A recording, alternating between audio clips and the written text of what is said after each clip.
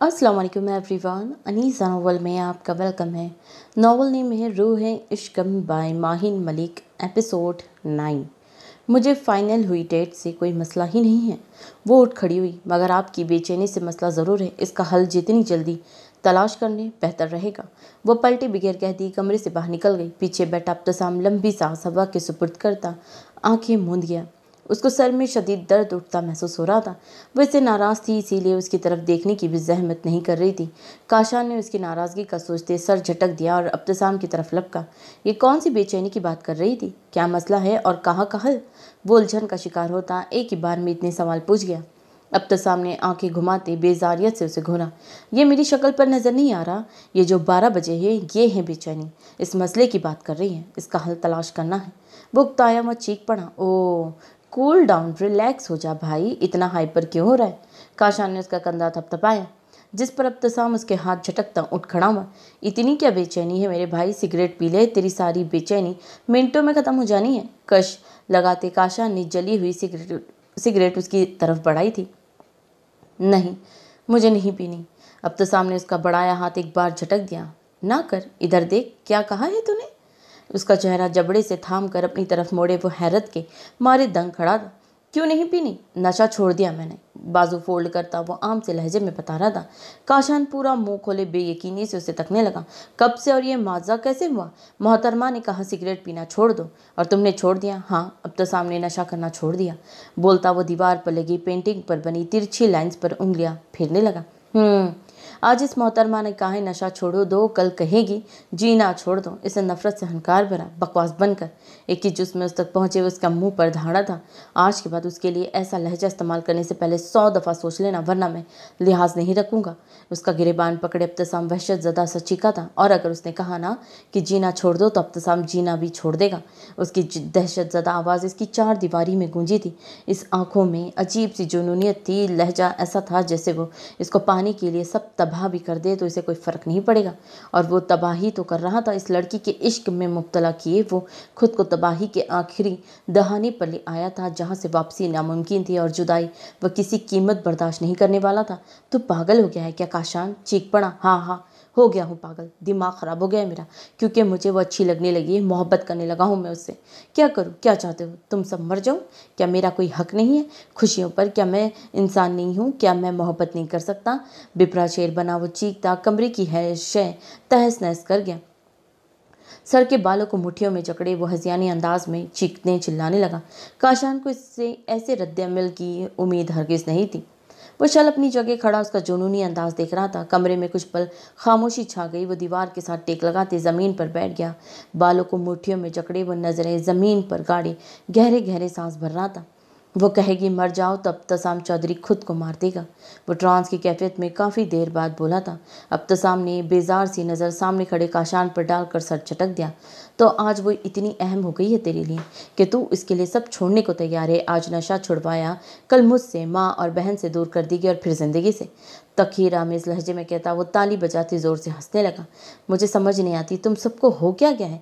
तुम लोगों को वो गलत लग रही है? अब्तसाम उठता उसके करीब आ खड़ा हुआ। देख मेरे भाई, वो बहुत मासूम है और वैसे ऐसी नहीं है, तो फिर क्यों तुम इसको इसके बाप के लिए किए कि जुल्म की सज़ा दे रहे हो? जब मैं ऐसा नहीं कर रहा तो तुम सब क्यों? टूटे बिखरे लहजे में वो सुर्ख होती आंखों में इल्तिजाए लिए उसे देखकर पूछ रहा था। काशान चुप खड़ा उसे सुनता रहा। हाँ, उसे नशा छुड़वाया है तो क्या उसने गलत किया? तू ही कहता था कि वो लड़की मासूम है, इसे अपने बदले के बीच में मत लाना अब्तसाम। मैं नहीं लाया, और जब आज मुझे इससे मोहब्बत हो गई है तो कौन सी कयामत बर्पा हो गई है? पलकों की बाढ़ पड़ाते आंसुओं को पीछे धकेलते वो बच्चों के जैसे शिकवे कर रहा था। तुझे से मोहब्बत हो गई है? मसला ये नहीं है अब्तसाम, मसला दरअसल ये है कि तुझे सैयद वली शाह की बेटी से मोहब्बत हो गई है। गैर मरे नक्ते को तकते वो इसके सिक्के का दूसरा पहलू भी दिखा रहा था। अरे कौन सा जुर्म कर दिया है मैंने? वो एकदम से चीख कर मुड़ा जब दरवाजे में खड़ी अपनी माँ और बहन को देख अब्तसाम का आधा जुमला हलक में ही दब गया। काशान ने भी उसके खामोश होने पर नज़रों के सिम देखा, जहाँ नगहत बेगम और जरी फटी फटी आंखों से उन्हें ही देख रही थी। अलबत्ता जरी को अपने भाई के इतने तेज़ रिएक्शन पर हैरत थी, मगर नगहत बेगम को वहाँ होता सब कुछ और सुना हर एक एक लफ्ज़ हैरानगी की अथाई गहरियों में उतारा गया था। कौन से जुर्म की बात कर रहे हो? किससे मोहब्बत हो गई है तुम्हें? पथरीले लहजे में सवाल करती वो इसके रूबरू आ खड़ी हुई। इनकी नज़रों में झलकती अजियत देख अब्तसाम ने नजरें झुका दी। मोहब्बत का भूत सवार हो गया है आपके बेटे के सर पर। पीछे खड़ा काशान तंज या मुस्कुराहट समेत बोला। इसका झुका सर मजीद झुक गया। काशान सच कह रहा है? नजरें उठाओ अब्तसाम और बताओ मुझे, क्या ये सच कह रहा है? जी। उसने जरा सी गर्दन उठाए कहा और अपनी जगह हक दक सी रह गई। अगला सवाल पूछने की उनकी हिम्मत ही नहीं हो रही थी। कौन है वो लड़की? लहजे में सख्तपन हनूस कायम था। अब तो सामने बमुश्किल हिम्मत करते नजरें उठाई और उनकी तरफ दिखा। जब से मुठ्ठियां बीचते उसने गहरा सांस भरा और अशान, वली शाह की छोटी बेटी और लाल हवेली की आखिरी औलाद, वो एक ही सांस में बोल गया और फिर खामोशी छा गई। मगर वो खामोशी ज़्यादा देर के लिए नहीं थी। कमरे की खामोश फिजा में जन्नाटेदार थप्पड़ की आवाज़ गूंजी। पीछे खड़ा काशान और जरी अपनी जगह दंग रह गए। दाएं गाल पर हाथ रखे अब्तसाम ने नम आंखों से अपनी माँ की तरफ देखा। वही लड़की मिली थी तुम्हें इस सारी दुनिया में मोहब्बत करने के लिए? गुस्से की शिद्दत से वो चीख पड़ी। बोलो, जवाब दो अब्तसाम। तुम भूल गए वो रात? भूल गए जब उसके बाप ने हमारी जिंदगियों में आग लगाकर सारी जिंदगी के लिए अंधेरों से भर दी? उसके कंधे झंझोड़ती वो चीखती हुई से जवाब मांग रही थी। वो सर गिराए मुजरिमों की तरह खड़ा आंसू बहा रहा था। मैं उससे मोहब्बत करता हूँ मामा, असर रोते हुए कहा। नगहत बेगम ने भीगी आंखों से अपने बेटे को देखा। मगर मैं किसी भी ऐसी लड़की को अपनी घर की बहू नहीं बनाऊंगी। इनका लहजा पत्थर की मानी ठोस था। वो कोई ऐसी लड़की नहीं है, वो मेरी मोहब्बत है, वो सिर्फ मेरी है। वो एकदम हजियानी अंदाज में चीख पड़ा। वो सिर्फ अब्तसाम की है और अब्तसाम सिर्फ इसका है।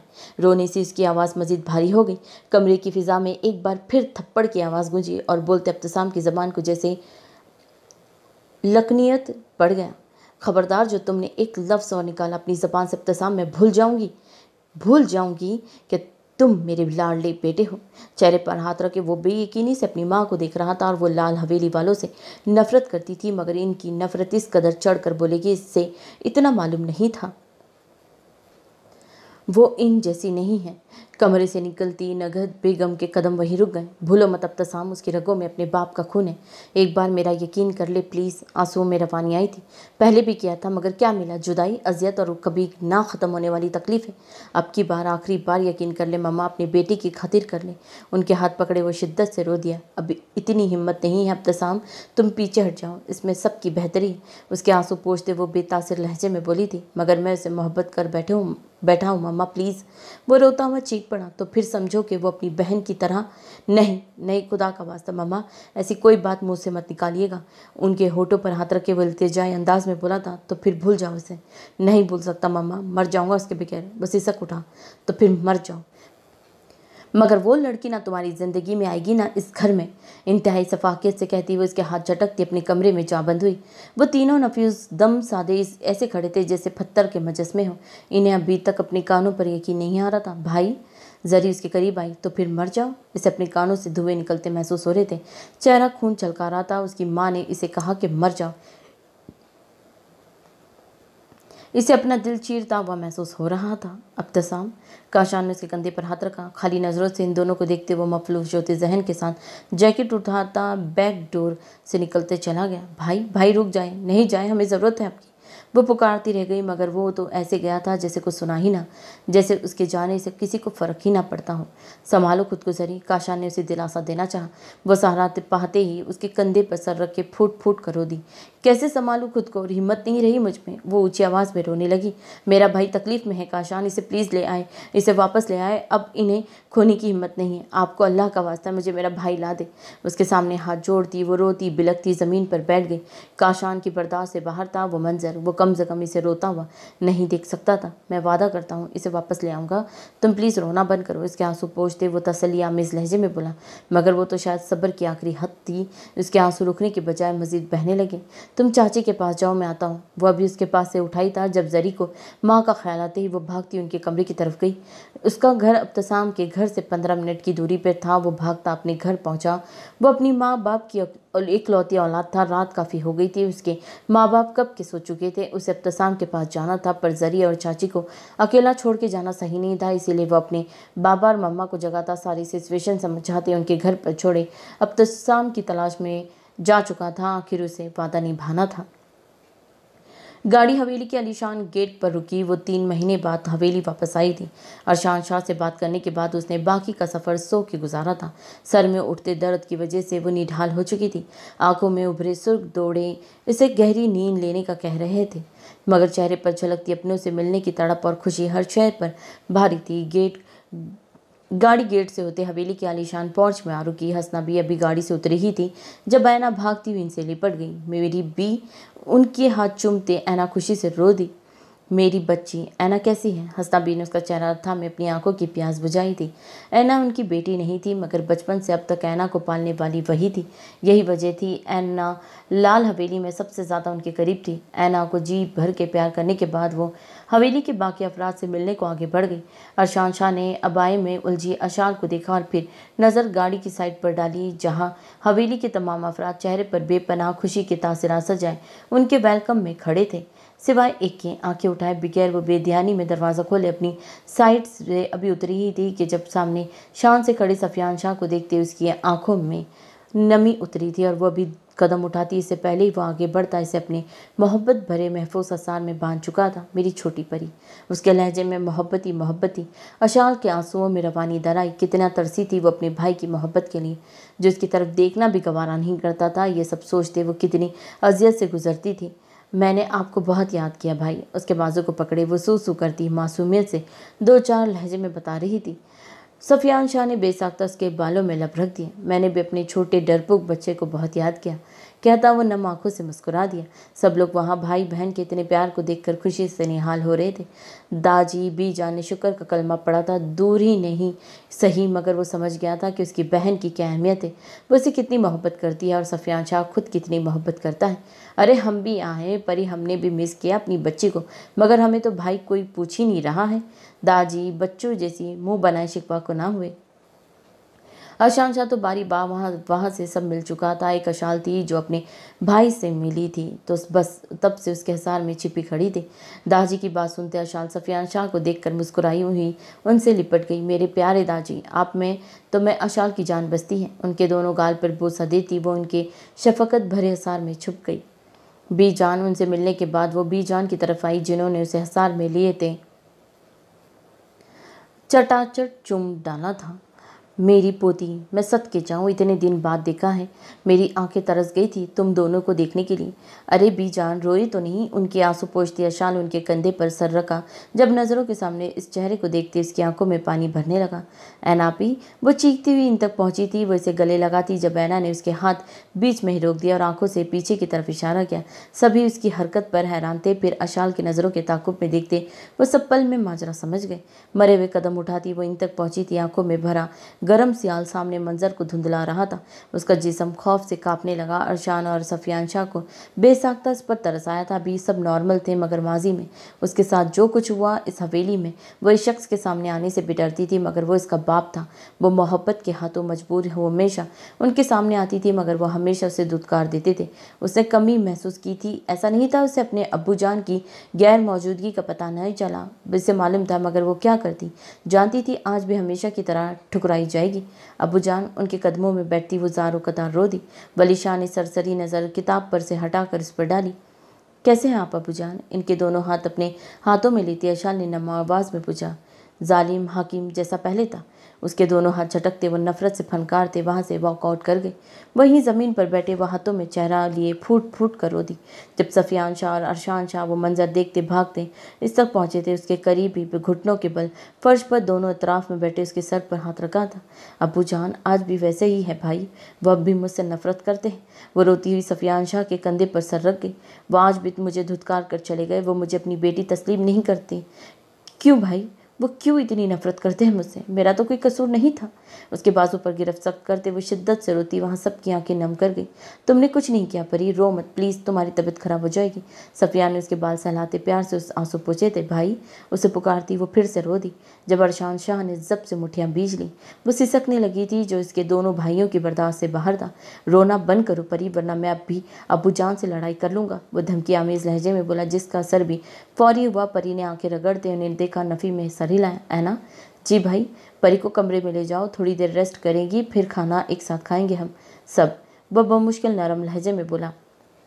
जी ठीक है भाई। ऐना उसके पास आई। सफियान और वो दोनों पीछे हट गए। अशाल आके रगड़ती उसके हमरा कमरे में चली गई। इससे शिकायती नज़र पीछे खड़ी बीजान पर डाली थी, जिसे महसूस कर पाती बीजान ने नम आंखों से उसे देखती सर झुका गई। मैं यहाँ इसे सिर्फ आपके लिए लाता हूँ, वरना जहाँ इनका साया भी हो मैं वहाँ से परी को कोसों दूर ले जाऊँ। बेटा मुझे कुछ नहीं सुनना बीजान, मैं परी को सिर्फ 2 दिन के लिए लाया हूँ। बेहतर है इनको कह दे कि अब ऐसी कोई हरकत ना करे जिससे उसका दिल दुखे या वो रोए, वरना उसकी शक्ल देखने के लिए आप लोग तरस जाएंगे। दबे दबे लहजे में गुस्से से कहता वो कमरे की तरफ चला गया। इस सारी गुफ्तगू में सफियान शाह सर धरे चुपचाप खड़ा रहा। जाओ इसे समझाओ सफियान शाह, इसका गुस्सा कम हो वरना ख्वामखा बदमज़गी होगी।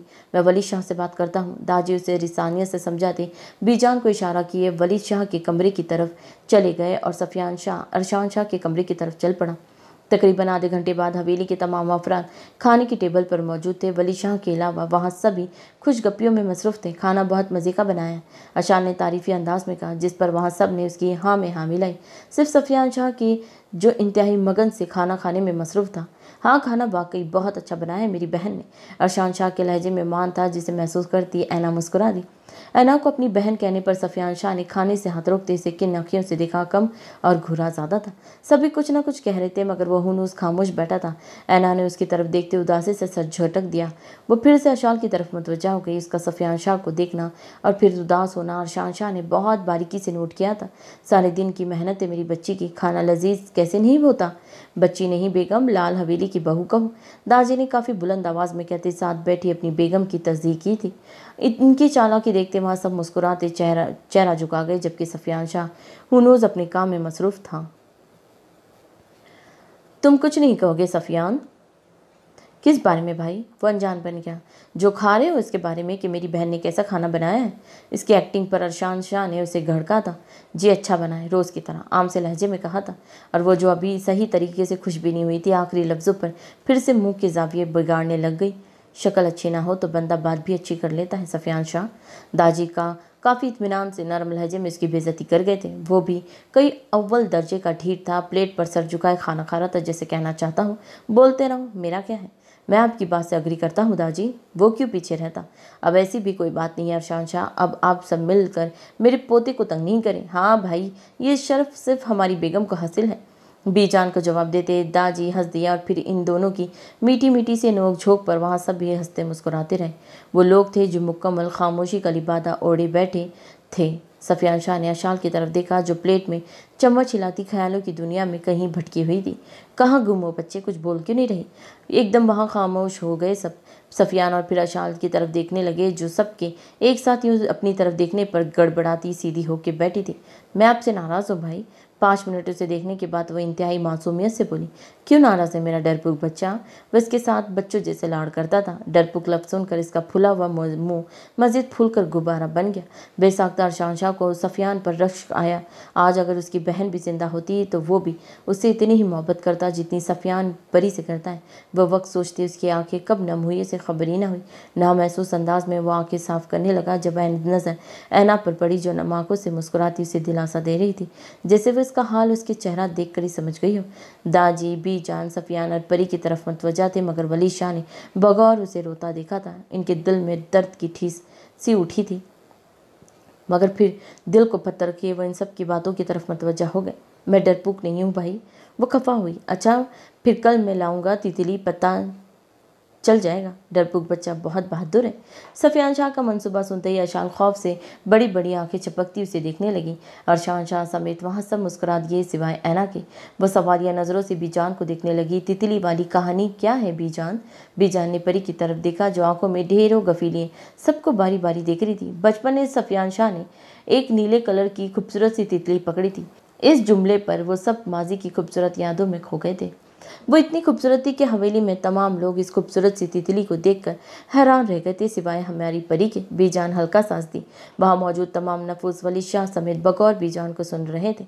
जब सफियान शाह ने इस नीले पंखों वाली तितली को 8 साल की परी को दिखाई तो पूरी हवेली छोटी परी की चीखों से गूंज उठी। हमारी छोटी परी को वो तितली कम और एक भयानक कीड़ा ज़्यादा लगती थी जिसकी 2 छोटी छोटी आंखें थी और वो उड़ती भी थी और परी के मुताबिक जब वो गुस्सा होती तो काट लेती है। बचपन में परी की बताई गई अहम इन्फॉर्मेशन बीजान ने इन्हें सेम लफ्ज़ों में सबको बताई थी। ऐना समेत वहाँ सब इसकी मासूम सी शक्ल देखकर हंस रहे थे। और फिर जब मुझे पता चला कि परी तितली से डरती है तो मैं इसे तितली से डराने लगा। यहाँ ज़्यादा तितलियाँ नहीं होती, मगर मुझे ज़्यादा मेहनत नहीं करनी पड़ती थी। मैं सिर्फ तितली बोलता था और छोटे डरपोक बच्चे की इस हवेली में दौड़े लग जाती थी। सफियान शाह भरपूर कहका लगा था, इन सबको भी हंसने पर मजबूर कर गया। आशा ने गफी से उसे देखते अपना लाल चेहरा झुका दिया। आप बहुत गंदे हैं भाई, इसने रोनी सूरत बनाई थी। अरे अरे, रोना नहीं परी, इसे रोने की तैयारी करते देख अरशान शाह फौरन बोला, बहुत शरारती हो तुम। सफियान, मत तंग करो मेरी बच्ची को, वरना मुझसे मार खाओगे। दाजी परी की मासूम शक्ल देखकर उसे डांटने लग गए थे। बीजान इन सबको हंसता मुस्कुराता देख दिल ही दिल में इस जात का ढेरों शुक्र अदा कर रही थी। ना जाने कितना वक्त हुआ था एक साथ नहीं बैठे थे। वो छोटी परी वाकई इस लाल हवेली की रौनक थी। बीजान ने बेसाख ताशाल की बलाई ली और ये भी बताए ना फिर आपको अब्बू जान से कितनी डांट पड़ी थी, हमेशा वही मुझे बचाते आप। वो काफ़ी भरे हुए लहजे में बोलती जा रही थी। जब इसे वली शाह की मौजूदगी का एहसास हुआ तो जुमला अधूरा छोड़े सर झुका गई। वली शाह ने ज़ोर से आंखें बंद की और फिर चेयर घसीटते वहाँ से निकलती चली गई। बीजान और दाजी के चेहरों पर मखसूस उदासी छा गई। थोड़ी देर पहले जहाँ सब खिलखिला रहे थे वहाँ अब मुकम्मल खामोशी का राज था। उसके गले में फांसी अटकी, ढेरों आंसुओं को आंखों की बाढ़ से पीछे धकेलते लंबी सांस भरते वो खुद को कंपोज करने की सही करने लगी। मामले की संगीनी भागते सफियान शाह फौरन से बोला था, अच्छा परी, तुमने बताया नहीं, क्यों नाराज़ हो मुझसे? हाँ बच्चे बताओ वजह, अपने भाई जान को मुझे भी बताई थी। अरशान शाह ने भी मुस्कुराते लुकमा दिया। ऐना, दाजी और बीजान भी कश्मकश का शिकार होते अशाल को देखने लगे। आपने मुझे अपने निकाह में नहीं बुलाया इसलिए मैं नाराज़ हूँ, सूसू करती वो मनमनाई। सफियान शाह की नज़र बेसाख्ता ऐना की तरफ उठी जो उसे ही देख रही थी। उसकी नज़रें खुद पर मरकूज देख ऐना के दिल ने बिटमिस की थी। वो नज़रें झुका गई। सफियान शाह भी गला खंगालते नज़रें फेर गया। मुझे खुद को अपने निकाह में नहीं बुलाया गया, अलबत्ता ज़बरदस्ती घसीटा गया था। आखिरी जुमला आहिस्तगी से कहते उसने अरशान शाह की तरफ देखा जो सख्त तासिरा सज्जाए से ही घुर रहा था। मेरा मतलब है कि ये सब इतनी अचानक हुआ कि बुलाने का वक्त ही नहीं मिला। वो इतनी दूर भी नहीं बैठा था कहना कि उसकी ज़बरदस्ती वाली बात ना सुन सकी हो। मैं बर्तन उठा लूँ, कहती वो खाने की डिशेस उठाती किचन की तरफ चली गई। तो फिर ठीक है, अब हम हवेली में एक फंक्शन रखेंगे और मैं सब रिश्तेदारों को भी बुलाएंगे। आशा ने चहकते हुए मशवरा दिया। ज़रूर, क्यों नहीं बच्चे, हम ज़रूर रखेंगे, बल्कि वलीमे की तकरीब तो अभी होनी है। एक्सक्यूज़ मी, मुझे एक इम्पॉर्टेंट कॉल करनी है, मैं आता हूँ। दाजी की बात सुनते ही वो उठता अपने कमरे की तरफ चला गया। चलो भैया अरशान, तुम भी आराम कर लो, रात भी काफ़ी हो गई, सफ़र भी काफ़ी लंबा तय करके आए हो, थक गए होंगे। जी दाजी, थक तो मैं बहुत गया हूँ, चले कल मुलाकात होती है इंशाल्लाह बच्चे। बीजान मुस्कुरा दी। शब खैर। वो भी अपने कमरे की तरफ चला गया, साथ ही दाजी भी उठ गए। अब वहाँ वो तीनों ही थे। बीजान, आप भी आराम करें, मैं ना आपी की हेल्प करवा के कमरे में आ जाऊँगी। ठीक है बच्चे, सिर्फ तुम कमरे में नहीं जाओगी अशाल, मैं भी आऊँगी, आज मैं तुम्हारे साथ सोऊंगी, तुम्हारे कमरे में बहुत सी बातें करनी है तुमसे। बर्तन उठाती वो दोनों हल्की आवाज़ में बातें करती किचन की सिमत चली गई थी। भूख की शिद्दत से जो अब बर्दाश्त से बाहर रही थी, किताब को यूं ही बेड पर उल्टा करके रखती वो बालों का जोड़ा बनाते बाहर निकलती। जब नज़र शॉल पर पड़ी जो असफंद उसके लिए निकाल कर गया था, वो इसकी कितनी फिक्र करता था, सोचते हुए से बेख्तियार उसके होठों पर खूबसूरत मुस्कुराहट अहाता किया। शॉल को शानों के गिर्द ओढ़ती वो कमरे से बाहर निकल आई, किचन का रुख किया। मुझे तो खाना बनाना आता ही नहीं, अब क्या खाऊंगी? नज़रें किचन के चारों इतराफ में घुमाते वरीशा ने फ्रूट्स का सोचते फ्रिज खोला ही था जब फ्रिज में रखी डिशेस देखकर उसका मुंह हैरत से खुल गया। एक एक करके उसने सारी डिशेस बाहर निकाली और इन्हें चेक किया। इन तमाम डिशेस में इसके फेवरेट खाने थे, जिसमें से एक इसकी फेवरेट खीर थी। वह हैरत के समंदर में डूब गई।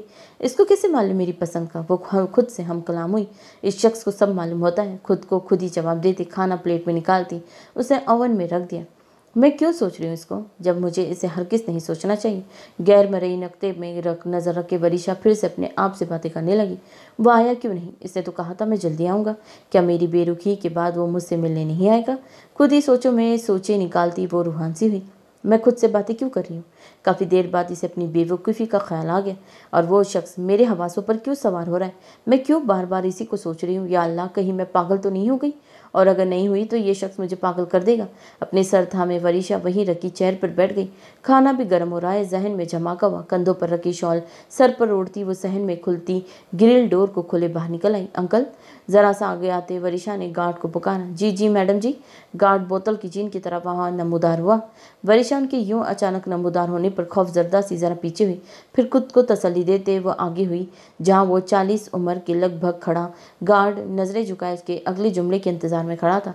यहाँ तक तो आ गई थी, पुकार भी लिया, मगर अब वरीशा मैडम की अन्ना गवारा नहीं कर रही थी। वो वहाँ इसने इनसे असवन शाह के मुतालिक पूछने आई थी, मगर अब इसका नाम जबान पर आते ही वरीशा को अपनी हलक में ही रुकती महसूस हो रही थी। झिझकती या अन्ना परस्ती उसका नाम लेने से कतरा रही थी। अंकल, वो मैंने पूछना था, वो सोच सोच कर बोली थी। जी मैडम जी। उफ हो अंकल, मैडम जी तो मत बोले, मैं आपकी बेटी जैसी हूँ, बेटी कहे मुझे। ये मैडम मैडम नहीं। एक तो पहले वो इन्हें पुकार कर खज्जल हो रही थी और उस पर से वो मैडम लफ्ज़। वरीशा का दिमाग मजीद ख़राब हो रहा था, मगर इनसे बात करते उसके लहजे में इज्जत व एहतराम कायम थी। जी बेटा जी, कहते वो ज़रा सा मुस्कुराए थे। मैं पूछने आई थी कि आपने खाना खाया? बड़ी होशियारी से वो बात बदल गई। नहीं बेटा, आपको अकेला छोड़कर नहीं जा सकता, इसीलिए खाना नहीं खाया, मगर आप फिक्र नहीं करो, क्वार्टर में कुछ फ्रूट्स रखे हैं, वो खा लूँगा, उन्होंने तसल्ली दी। ताहम वो सर को हल्का सा खम दिए थी वापस अंदर चली गई। वो अभी वापस से गेट के पास रखी चेयर पर जा बैठे। अंकल, अभी कोई 2 मिनट ही गुजरे थे जब उनके कानों में वही मानूस सी आवाज़ उभरी थी। जी बेटा। वो दीवार की ओर से उसके सामने आए, जहाँ वरीशा हाथों में खाने की ट्रे पकड़े खड़ी थी। ये आपके लिए अंकल, प्लीज़ खाना खा लीजिएगा। खाना वहीं बेंच पर रख दी। वरीशा अभी पलटी ही थी जब उनकी आवाज़ से उसने रुक गई। बेटा साहब जी काम के सिलसिले में शहर से बाहर गए हुए और 2 दिन बाद वापस आएंगे, कहते वो वापस मुड़ गए, जबकि वो लड़की वहीं शल हो गई। क्या इसके अलावा अल्लाह जी ने सबको चेहरे पढ़ने का हुनर दिया था? असवन शाह उसकी आंखें पढ़ सकता था। वो बंदा इसे वो बताता था जो इसके दिमाग में चल रहा होता। और अब ये गार्ड अंकल, उफ, मैं ये सब क्या क्या सोचकर पागल हो जाऊंगी। सरधा में वो पैर पटकती कमरे में चली गई। वो कमरे में सोने की घर से आया था। उसे ऐसा लग रहा था जैसे सफ़र की थकान उसकी कमर दर्द के मारे टूट रही हो। वो अभी बेड पर लेटा था जब इसे महसूस हुआ नींद उसकी आंखों से कहीं दूर भाग गई है। अगले आधे घंटे तक वो सोने की कोशिश करता रहा, मगर नदारत। नींद ने तो जैसे जिद बांध ली थी उसके साथ। इसे बेचैनी होने लगी। बेसाख्ता वरीशा का ख्याल जहन के पर्दों पर झिलमिलाया और सैयद अरशान असफन शाह समझ गया कि वो बेचैन है। वो भी नहीं सो पा रही। साइड टेबल से मोबाइल उठाते उसने नंबर डायल किया, जो पहली ही रिंग पर अटेंड कर लिया गया। अस्सलाम वालेकुम। वालेकुम अस्सलाम। जी साईं, कैसे हैं आप? इस ज़ात की मेहरबानी है, मैं ठीक हूँ। वहाँ सब ठीक है? जी साहब जी सब ठीक है। अभी कुछ देर पहले ही मैडम जी आई थी, आपका पूछना चाहती थी, मगर शायद पूछ नहीं पा रही थी। अच्छा। उसके होठों पर गहरी मुस्कुराहट फैल गई। जी साईं, तो मैंने मैडम जी को बोल दिया आप शहर से बाहर है, 2 दिन बाद आएंगे। अच्छा, तो उन्होंने कुछ कहा नहीं? नहीं साईं जी। उसका जवाब सुनते वो कुछ देर के लिए खामोश हो गया। अनवर। जी साईं, मेरी बात करवाओ मैडम जी से। जैसा हुक्म साईं। वो मोबाइल लेता घर के अंदर दाखिल हो गया। कमरे में आते ही जूतों के पाँव से उतारने की बजाय हवा में उड़ाते वो शॉल को दूर फेंकती बेड पर धप को लेट गई। 2 दिन के बाद आएगा, शहर से बाहर गया हुआ है। ऐसे कैसे वो यहाँ मुझे छोड़कर किसी दूसरे शहर में जा सकता है? यह तो सरासर जुल्म है मुझ पर। कमर पर हाथ बांधे वो कमरे में इधर से उधर टहलती फुल तपे हुए मोड़ में थी। वैसे देखा जाए तो वो 2 दिन के लिए बाहर गया है, तो मैं यहाँ से भाग सकती हूँ। एक नया मंसूबा बनाते वो खुशी से चहक उठी, मगर अगले ही लम्हे से खुशी पर पानी फिर गया। मैं यहाँ से भाग गई तो बेचारे गार्ड अंकल को डांट पड़ेगी, और क्या पता वो सड़ियल असफन शाह इसे नौकरी से ही निकाल दें। सोचती उसकी नज़र कमरे में रखी टेबल पर रखे खाने पर पड़ी थी। दिल उदास हो गया था। उसे वहाँ फिर से बेचैनी होने लगी। आखिर कब मैं इस कैद से आज़ाद होंगी, कब आपसे मिलूंगी बाबा? भीगी आंखों को रगड़ते वो सोफे पर बैठ गई। दिल हर शय से अचाट हो गया था। उसे दीवार पर टंगी घड़ी की तरफ देखा, जहाँ रात के 11:30 बज रहे थे। नींद भी नहीं आ रही थी और वह मजीद कुछ सोचकर पागल भी नहीं होना चाहती थी। बेड पर चित लेटे वो छत को घूर रही थी जब कानों में अजीब सी आवाज़ पड़ी। शॉल ओढ़ते वो कमरे से बाहर निकली। धीरे धीरे कदम उठाती वो मजीद आगे आई, जब नज़र बंद ग्रिल डोर के उस पार खड़े गार्ड अंकल पर गई। अरे गार्ड अंकल, आपको कुछ चाहिए था? आपको? ग्रिल खोलते वो अपनी ही रो में बोल रही थी, जब उन्होंने कुछ भी कहे बगैर अपना मोबाइल आगे बढ़ा दिया। मैं क्या करूं अंकल? वो नासमझी से बोली। मैडम जी, यहीं स्टॉप लगाया अंकल। इसके कहने की देर थी और वो खामोश हो गए। मैंने पहले भी कहा था मैडम नहीं बेटी कहना है मुझे। वो चिढ़ गई। फ़ोन की दूसरी साइड मौजूद शख्स के होठों पर मुस्कुराहट और चेहरे पर हैरानगी छा गई। वो इसके अलावा सबसे अच्छे से बात करती थी, एक उसकी ही किस्मत ख़राब है। जैन ने तासिफ से सोचा। जी बेटा, वो साहब की कॉल है, आपसे बात करना चाहते हैं। वो मोबाइल पकड़ाते जा चुके थे और वरीशा यूं ही मोबाइल को हाथ में पकड़े हैरत से देख रही थी। कुछ भी कहे बगैर वो मोबाइल लेती कमरे में बैठी। माय क्वीन, वही मखमूर गंभीर लहजा। वरीशा का दिल जोरों से धड़का था। अभी भी बात नहीं करोगी? वरीशा ने उसके लहजे में उदासी महसूस की थी। बेडशीट पर बने डिज़ाइन पर उंगलियां फेरती वो भी उदास हो गई थी। बेड पर चीत लेटते उसने मोबाइल कान से लगाया। उसकी चलती सांसें ही ज़यान हैदर के लिए सुकून का बास थी। पैरों पर कंफर्टर ओढ़ दी वरीशा बेड क्राउन से टेक लगाते आंखें मूंद गई। मोबाइल हुनूस कान के साथ लगा था। दोनों ही एक दूसरे की चलती सांसों को सुनने में मगन थे। यही एहसास ही काफ़ी था इन दोनों के लिए कि दूर होकर भी वो एक दूसरे के इतने ही करीब थे। तुम सोई क्यों नहीं अभी तक? जैन ने 5 मिनट बाद फिर सवाल किया। नींद नहीं आ रही थी। इसके कहने पर आमीन करते इस बार वरीशा ने भी खामोशी का रोज़ा तोड़ ही दिया। उसे गहरा सांस भरा, जैसे उसके बोलने पर शुक्र अदा किया। वह उसके बोलने पर भी शुक्र अदा करता, उसके मिलने पर क्या कुछ करता होगा। बेचैन क्यों हो? नहीं, मैं बेचैन नहीं हूँ। तुम झूठ भी बोलती हो। उसकी बात से सुने वरीशा ने उसकी अलहामियों को कोसा, जो इसकी आवाज़ से ही उसका हाल जान लेता था। झूठ मत बोले माय क्वीन, क्योंकि तुम्हारी वजह से यहाँ मैं भी बेचैन हूँ। नींद भी नहीं आ रही, वो उलझास उसे बता रहा था। अब तुम कहना चाहते हो क्या इसमें भी मेरा कसूर है? वो नाराज़गी से पूछ रही थी। नहीं नहीं माय क्वीन, वो सारा मेरा कसूर है, तुम्हारा नहीं। जया ने फ़ौरन से इस बात संभाली। उसका क्या पता कॉल कट कर देती 1 सेकंड में। मुझे नींद आ रही है, मैं कॉल कट कर रही हूँ। फिर झूठ, तुम्हें नींद नहीं आ रही? वो रसानियत से बोला। वरीशा का दिल चाहा इसका नहीं तो अपना ही सर किसी दीवार में मार ले। मैं झूठ नहीं बोलती, अलबत्ता तुमसे सीख जाऊं तो वो अलग बात है। वरीशा काटदार लहजे में बोली थी। मैंने तुमसे कौन से झूठ बोले हैं? उसके तंज पर जयान पूछे बिना नहीं रह सका।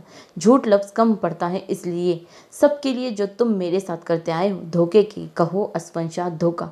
उसका नाम पर जोर देती वो शिद्दत से बोली थी। दूसरी तरफ जयान उठकर बैठ गया। मुझे कुछ समझ नहीं आ रही वरीशा, तुम किस बारे में बात कर रही हो? इसके वहम गुमान में भी नहीं था कि वरीशा का इसका लहजे के पीछे क्या जवाब है। वक्त तुम्हें सब समझा देगा स्वंशा। सही में इस वक्त का इंतजार करूंगा। वो दो बदू बोला तो वरीशा तंजिया हंस दी। जयान तो इसके इस कदर ठंडे रवैये पर कंफ्यूज था। दोनों तरफ खामोशी छा गई। वो कुछ देर बाद बोली, मुझे बाबा की याद आ रही। उसका लहजा नम पड़ गया। दूसरी तरफ बैठा शख्स पल भर को खामोश हो गया। उसका भीगा लहजा ही जयान को तकलीफ दे रहा था। अभी मैं वहाँ नहीं आ सकता। तुम ना भी आओ तो मुझे फ़र्क नहीं पड़ता, वो कदरे गफ़ी से बोली। वो बेइख्तियार हंस दिया। तुम्हारे पास आने से तो तुम खुद भी मुझे नहीं रोक सकती माय क्वीन। वह मखमूर सा हंसा। इसकी हंसी से वरीशा को अपने कानों से धुआं निकलते महसूस हुआ। अच्छा, अब तुम कॉल कट कर दो। इससे पहले मुझे बताना था कि तुम्हारे रूम में जो वार्डरोब है उसके फर्स्ट ब्लॉक में तुमने मेरे लिए कुछ रखा है और उसकी कीज़ तुम्हारी बेड की साइड दराज में रखी है। मुझे यकीन है जब वो चीज़ देखोगी तो तुम्हारी सारी बेचैनी पल में ख़त्म हो जाएगी। इसके लहजे में यकीन था जैसे महसूस करती वरीशा को तहज्जुस हुआ। वो कॉल कट करती मोबाइल साइड टेबल पर रखे बेड से उठी थी। अल्लाह हाफिज़ भी नहीं बोला। मोबाइल को घूरते जयान सख्त बजमज़ा होता मोबाइल दूर उछाल कर कंफर्टर में घुस गया। बेड से उठते उसने कीज़ निकाल कर वो ब्लॉक खोला जिसमें रखी वो 3 चीज़ें देखकर वरीशा की आंखों से मुतवातिर आंसू गिरने लगे। बिल्कुल नई पैक शुदा जाए नमाज जिसके साथ ही कुरान मजीद रखा था और उसके साथ नमाज पढ़ने के लिए बड़ी सी चादर नुमा गर्म शॉल तय करके रखी थी। मैं खुद को कोसती हूँ कि मुझे तुमसे मोहब्बत हो गई, मगर मैं गलत थी। मुझे तुम जैसे इंसान से मोहब्बत होना ही थी क्योंकि तुम वाजिब अल मोहब्बत हो। वो मुसलसल रोती उसे ही सोच रही थी। मगर मैं तुम्हें फिर भी माफ़ नहीं कर सकती। तुमने मुझे धोखा दिया है। उससे सरदा भरी आंसू साफ करती वो वॉशरूम में जा बंद हुई। अब इसे अपनी बेचैनी को ख़त्म करने का हल मिल गया था। वो हल भी ऐसा जिसे पाकर ही वरीशा को अपनी सारी बेचैनी दूर भागती हुई महसूस होने लगी। 2 घंटे की मसाफत तय करते वो इस सुनसान जगह पर पहुंचा था जो इस्लामाबाद शहर और आबादी से दूर वाक़ था। गाड़ी से उतरते वो तेज़ तेज़ कदम उठाता। ठाक की आवाज़ से दरवाज़ा खोले अंदर दाखिल हुआ। कमरा गुप अंधेरे में डूबा था।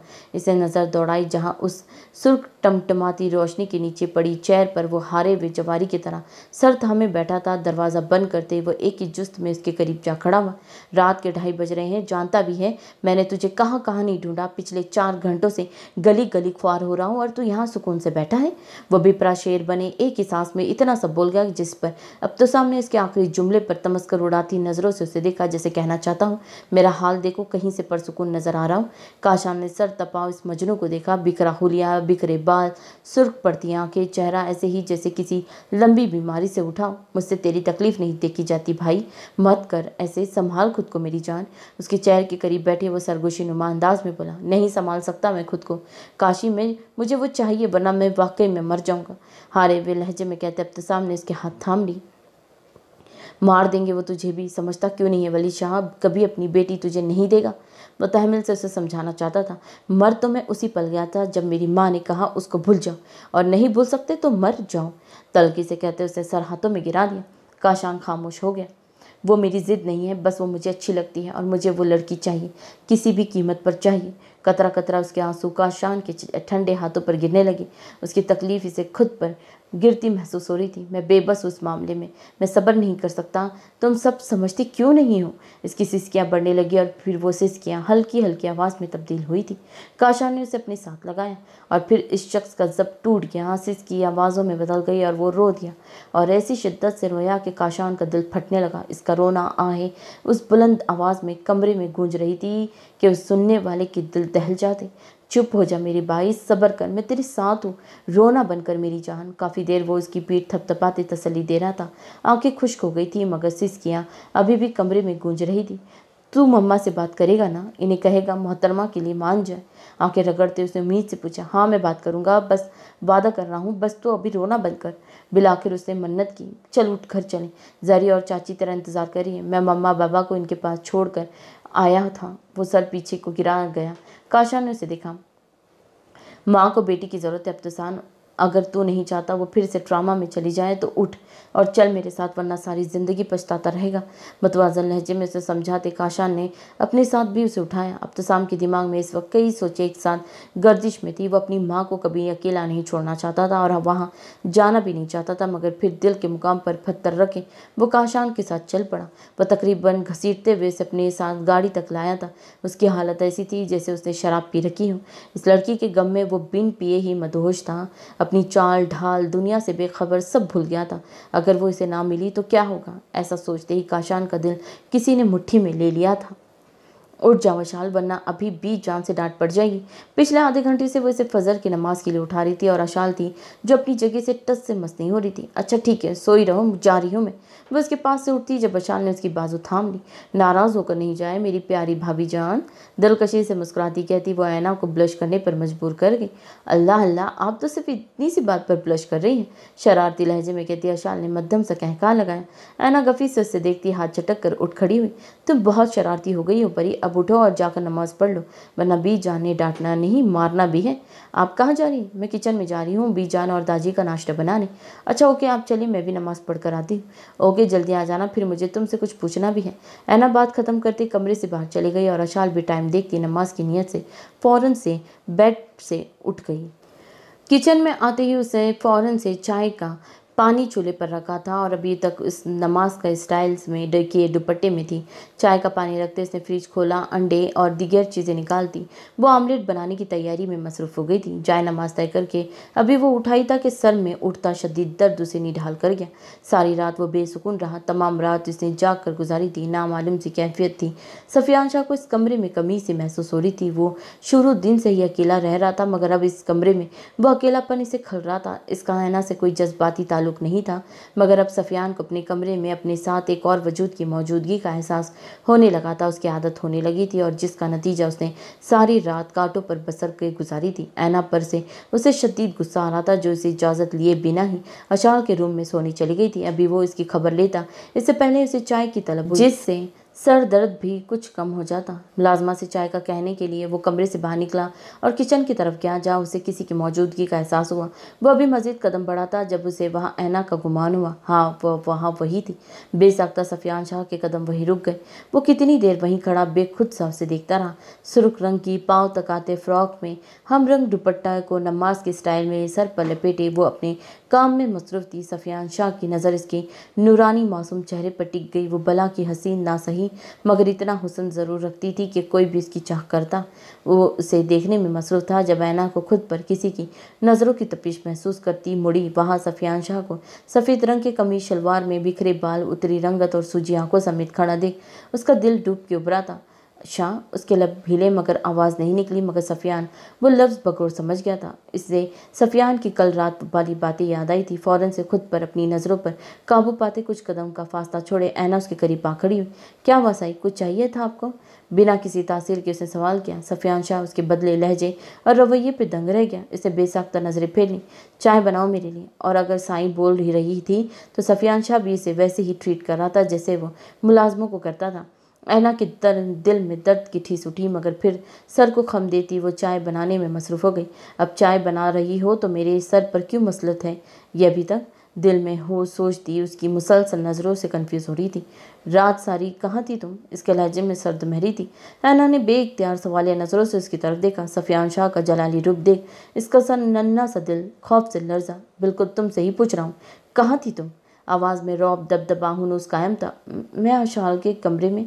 वो बाकायदा खौफ से कपकपाने लगी। किसकी इजाज़त से गई थी? उसके करीब आते वो धाड़ा था। ऐना ने नम आंखों से उसकी तरफ देखा। बीजान ने। वो उसके आगे कुछ बोलती जब सफियान शाह ने उसकी कलाई थामे अपने इंतहाई करीब की उंगली की ठोड़ी के नीचे रख के उसका चेहरा ऊपर किया। मैं तुम्हारा शौहर बीजान नहीं। उसे बेसाख्ता भीगी पलकी उठाई हैरत से उसे देखा, जो पहली बार अपने आप को इसका शौहर सिर्फ मान नहीं रहा था, कह भी रहा था। आइंदा अगर मेरी इजाज़त के बगैर एक कदम भी अपनी या किसी की मर्जी से उठाया तो तुम्हारी खैर नहीं होगी। बाजू झटके से छोड़े वो दूर हो गया। ऐना उसकी इतनी बेरुखी पर आंसू पीती रह गई। अगले 2 मिनट में चाय कमरे में पहुंच जानी चाहिए। नया हुक्म देता वो आनन फानन कमरे में चला गया। उसके जाते ही ऐना के रुके रुके आंसू पलकों की बाढ़ तोड़ते ज़ारों कतार बहने लगे। कोई इतना संगदिल कैसे हो सकता है जितने आप बन जाते हैं? मेरी मुश्किल कब ख़त्म होगी अल्लाह जी? मुझे यतीम बेसहारा को कब खुशियाँ नसीब होंगी? वो रोई जा रही थी जब किसी के कदमों की आवाज़ ने ऐना जल्दी से आंसू पोंछते हुए चाय कप में डालने लगी। आ गई तुम? जी भाभी। वही शरारत सी मुस्कुराहट से जाए आशाल ने चहकते हुए जवाब दिया। तुम मार खाओगी मुझसे आशाल? अच्छा मुझे बाद में डांटना। अभी बताएं क्या बात करनी थी आपको? ब्रेड का पैकेट उठाती आशाल भी किचन में उसका हाथ बटाने लगी। वो कल रात जब बीजान कमरे में आई थी, इससे पहले तुम बात कर रही थी, तुम किसी यूनी की लड़की का बता रही थी ना, तब तो तुम पूरी बात नहीं उसी की, इसीलिए अब पूछ लिया।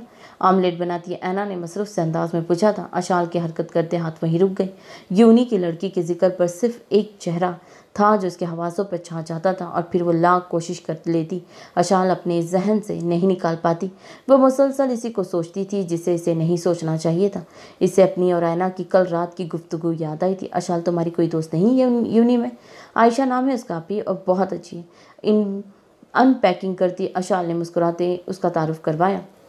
इसके अलावा नहीं आपी, आप तो जानती हैं, मुझ जैसी भोली लड़की जिसे दुनिया की कोई खबर ही नहीं है, जैसे सोशल मीडिया यूज़ नहीं करना आता, जो आउटिंग पर नहीं जाती, जो अकेली होने के खौफ से बिना मतलब लोगों के हुजूम में चलती है। आखिर मुझ जैसी बोरियत से भरपूर लड़की को आखिर कौन दोस्त बनाएगा? अपना मजाक खुद बनाते वो मध्यम सा हंसती, मगर उसकी मुस्कुराहट में उदासी की नमक थी जो ऐना से छुपी ना रह सकी। कोई बात हुई है परी? उसे अपने पास बिठाते ऐना ने नरमी से पूछा। उसके पूछने की देर थी और जहन के पर्दे पर अब्तसाम नामी असीर ने अपना डेरा डाला था। इन 3 महीनों में हुई अब्तसाम से हर एक मुलाकात उसके जहन में गर्दिश करने लगी और फिर सफ़र तमाम हो गया वहाँ जहाँ इसे जवाब दिया गया था। वो बुरा इंसान है, इसने ज़ेरे लब बड़बड़ाया। ऐना नासमझी से उसे देखने लगी। कौन बुरा इंसान है परी? वो मश्तल हुई। भाई ने कहा है कि वो बुरा इंसान है। वो एक रोम में बोली। कौन बुरा इंसान है? उसने फिर पूछा। वही यूनी वाला लड़का। वो ट्रांस की कैफियत में जवाब दे रही थी। यूनी वाला लड़का? ऐना पर हैरत का पहाड़ टूटा। वो किसी लड़की की बात कर रही थी जिसके बारे में अरशान शाह भी जानता था। अरशान इधर देखो, मेरी तरफ कोई प्रॉब्लम हुई है वहाँ? तुम किसी से कुछ कहा है क्या तुम्हें? वो परेशान हुई थी। उसके लिए परेशानी की बात थी। अगर बात अरशान शाह तक जा चुकी थी तो मतलब बात कोई छोटी मामूली नहीं थी। अलबत्ता वह शाल की तरह मासूम भी नहीं थी। वो लाल हवेली की अनपढ़ यतीम लड़की ही सही, उसको बात की तह तक आ जाना आता था। नहीं आप ही परेशान की कोई बात नहीं है, आप प्लीज़ रिलैक्स करें। इसे परेशान होता देख आशाल ने फ़ौरन से तसल्ली दी थी। आशाल काक हो गई। जवाब नहीं दिया तुमने? ऐना की आवाज़ पर वो ख्यालों की दुनिया से भर आई थी। जी आप भी, वो कोई इतनी इम्पोर्टेंट बात नहीं है, रहने दो उसे। उसकी तरफ से रुख मोड़े आशाल ब्रेड पर जैम लगाने लग गई। उसकी बदहवासी ऐना को कुछ और ही कहानी सुना रही थी। अच्छा नाम तो बता दो उस बुरे इंसान का। किन अखियों से उसके फेस एक्सप्रेशन देखते ऐना ने लापरवाह से अंदाज में पूछा था। उसे ज़ोर से आंखें मीच ली। मैं दादी और बीजान को देख कर आती हूँ, फिर नाश्ता लगाएंगे। तेज तेज कदम उठाती वो वहाँ बोलते वहाँ से गायब हो गई। बात इतनी अहम ना सही मगर इतनी मामूली भी नहीं है परी कि यूं ही रहने दूं। इसकी बदहवासी और बुखलाहट देख ऐना को मजीद फिर कर लाहक हुई थी। चाय का कप उठाती वह शाल से बाद में बात करने का तैयार करते सफियान शाह के कमरे की तरफ चली गई थी। या अल्लाह, हम आपके बंदे हैं, आपसे रहम मांगते हैं। मेरे मालिक हमारी परेशानियों को ख़त्म कर दे। मेरे मालिक हम पर रहम फरमा, हमें बख्श दे, इन आजमाइशों को ख़त्म कर या अल्लाह। अब और हिम्मत नहीं रही, हम बंदे थक गए हैं अल्लाह। सजदे में गिरी वो शिद्दत से रोती गिड़गिड़ाती दुआएं मांग रही थी। हम पर रहम फरमाए, आप बख्शने वाले हैं, आप बख्श दें। आप इस कदर इम्तिहान मत लें मालिक, आप तो सबकी सुनते हैं ना। मेरी दुआ भी सुन लें, आपको अपने रहीम होने का वास्ता मेरी दुआ सुन लें। मेरा भाई चाहिए। मेरे घर वाले एक बार सब्र कर गए थे, बेशक आप सब्र देने वाले हैं, मगर अब ये दिल नहीं, दर्द नहीं सह पाएगा, मेरा दिल फट जाएगा अल्लाह जी। इतने सख्त इम्तिहान मत लें, बख्श दें, रहम करें प्लीज़ अल्लाह जी। दुआ करते उसकी आवाज़ कांपने लगी। वो सजदे में सर रख के ही ज़ारों कतार रोने लगी। अगले हिलम में उसकी आवाज़ बुलंद हो गई। बाहर सहन में अपने बेटी की ताक में बैठी निगहत बेगम और समीना बेगम भागती हुई कमरे में आई थी, जहाँ जरी सजदे में गिरी शिद्दत से रोए जा रही थी। जरी मेरी बच्ची, एक ही जुस्म में उस तक पहुंची, वो उसे गले से लगा गई थी। रात से बांधा सबर का दामन लबरेज हुआ और इस चार दीवारी में इन दोनों माँ बेटी की रोने की आवाज़ें गूंजने लगी। मम्मा, भाई से कहे वापस आ जाए। मम्मा इन्हें कहे, आपको खुदा का वास्ता मम्मा, अब इन्हें नहीं खो सकती मैं। आपकी बात सुनते हैं वो, प्लीज़ मम्मा आप इन्हें बोले ना वापस आ जाए, मैं नहीं रह सकती उनके बगैर। आपने क्यों इतने सख्त लहजे में बात की उनसे मम्मा, क्यों? वो बेकाबू होती है हंसियानी अंदाज में चीख रही थी। जब नगहत बेगम इसे कस के सीने से लगाती, खुद भी रो दी। अगर मैं इसे ऐसे बात ना करती तो वो कभी अपनी जिद से पीछे नहीं हटता। जरी वो खुद भी सिसकने लगी थी। संभालो खुद को मेरी बच्ची, वो वापस आ जाएगा, काशान लेने गया है ना उसे। समीना बेगम उसके बिखरे बाल सवारती, दुपट्टा सर पर ओढ़ती, दिल बरजता हो रही थी। मुझसे नाराज़ मत हो जरी, तुम दोनों में मेरी जान बसती है, मैं तुम दोनों में किसी को नहीं खो सकती। मेरी जान, मेरी मजबूरी को समझो, अपनी माँ से मत मुँह मोड़ो। उसके चेहरे को अपने हाथों के प्याले में भरे वो मन्नत कर रही थी। अगर मैं उसे सख्त अल्फाज ना कहती तो वो जालिम हवेली वाले उसे भी वैसे ही। नहीं नहीं, खुदा का वास्ता मम्मी, भाई के बारे में ऐसे एक लफ्ज़ मत मुंह से निकालिएगा, मैं मर जाऊंगी मम्मा, अब और दुख नहीं बर्दाश्त होगा। इनसे कहे वो इस लड़की को भूल जाए इसे, हम अपना भाई कभी नहीं खो सकते। उनके कंधे पर सर रखे वो बिलक बिलक कर रो दी थी। मैं भूल जाऊंगा इसे, तुम रोना बंद करो। वो लफ्ज़ उसने कैसे ज़बान तक लाए थे, वो फिर कैसे अदा किए, ये सिर्फ अब्तसाम इब्राहिम चौधरी ही जानता था। दिल के लाख टुकड़े हुए थे, जाने कितने ख्वाब चूर हो गए थे। वो लफ्ज़ इसकी रूह को जिंदा दरगोर कर गए थे, मगर वो फिर भी जब्त करके खड़ा था। जरी समेत इन दोनों ने भी सरत से उस गर्दन उठाई थी, जहाँ काशान के साथ अब्तसाम कमरे की दहलीज पर खड़ा सुर्ख अंगारा होती नजरें ज़मीन पर गाड़े इंतहाई जब्त से वो अल्फाज कह गया जो शायद वो कभी मरकर भी मुँह से ना निकालता, मगर अपनी बहन और माँ की वजह से वो एक बार फिर कुर्बानी दे गया था। मगर इस बार की कुर्बानी उसकी जान का अजाब बनने वाली थी। वो जो वहाँ सुनने वाले तमाम नफूस पर सख्ता तारी करने का बास बना। और फिर चंद लम्हे बाद सख्ता टूटा और वो भागती हुई अब्तसाम के कंधे से आ लगी। कहाँ चले गए थे आप मम्मी? मैंने कितनी आवाज़ें दी आपको, मगर आप चले गए। रोती आंखों से उसे देखती वो शिकवा कर रही थी। आप क्यों गए भाई? आप जानते हैं हम आपके बगैर नहीं रह सकते, फिर भी चले गए। आप कब से इतने पत्थर दिल हो गए? उसकी आवाज़ भर आई। अब कभी नहीं जाऊंगा, माफ़ कर दो भाई को। सर थपथपाते उसका लहजा भी भीग गया। प्रॉमिस करे आप भाई, आप कभी नहीं जाएंगे? वो शायद अब भी मुतमईन ना हुई। मैं प्रॉमिस करता हूँ कभी नहीं जाऊंगा, कहते इब्तिसाम ने अपनी दूसरी बाजू फैलाई थी। जब रोती तड़पती नगहत बेगम अपने बेटे को हसार में लेती फिर से रोने लगी। इब्तिसाम कुछ मत बोली मम्मा, सब भूल जाए जैसे मैं भूल गया। वह जख्मी सा मुस्कुराया। काशान को बेसाख्ता इस शख्स पर तरस आया जो अपनी मोहब्बत अपनी माँ और बहन की मोहब्बत की खातिर कुर्बान कर चुका था। मैं फ्रेश होकर आता हूँ, बेतासिर लहजे में कहते वो कमरे की तरफ चला गया। जरी समेत समीना बेगम और नगहत बेगम अल्लाह का शुक्र अदा करने में मसरूफ़ हुई थी। एक तो ना जाने ये किस दुनिया का बासी है, उसने दांत पीसे थे और एक बार फिर कॉल मिलाई थी। जब 5वीं बेल पर जाने पर कॉल उठा ली गई। हेल नींद में डूबी आवाज़ सुनते अरशान शाह का खून खोलने लगा था। अगर अभी मैं वहाँ होता ना तो एक ही क्लिक में तेरा टिकट काट कर चुका होता कमीने इंसान। वो इतनी ज़ोर से कर जाता कि मुकाबिल मोबाइल समेत बेड से नीचे जा गिरा।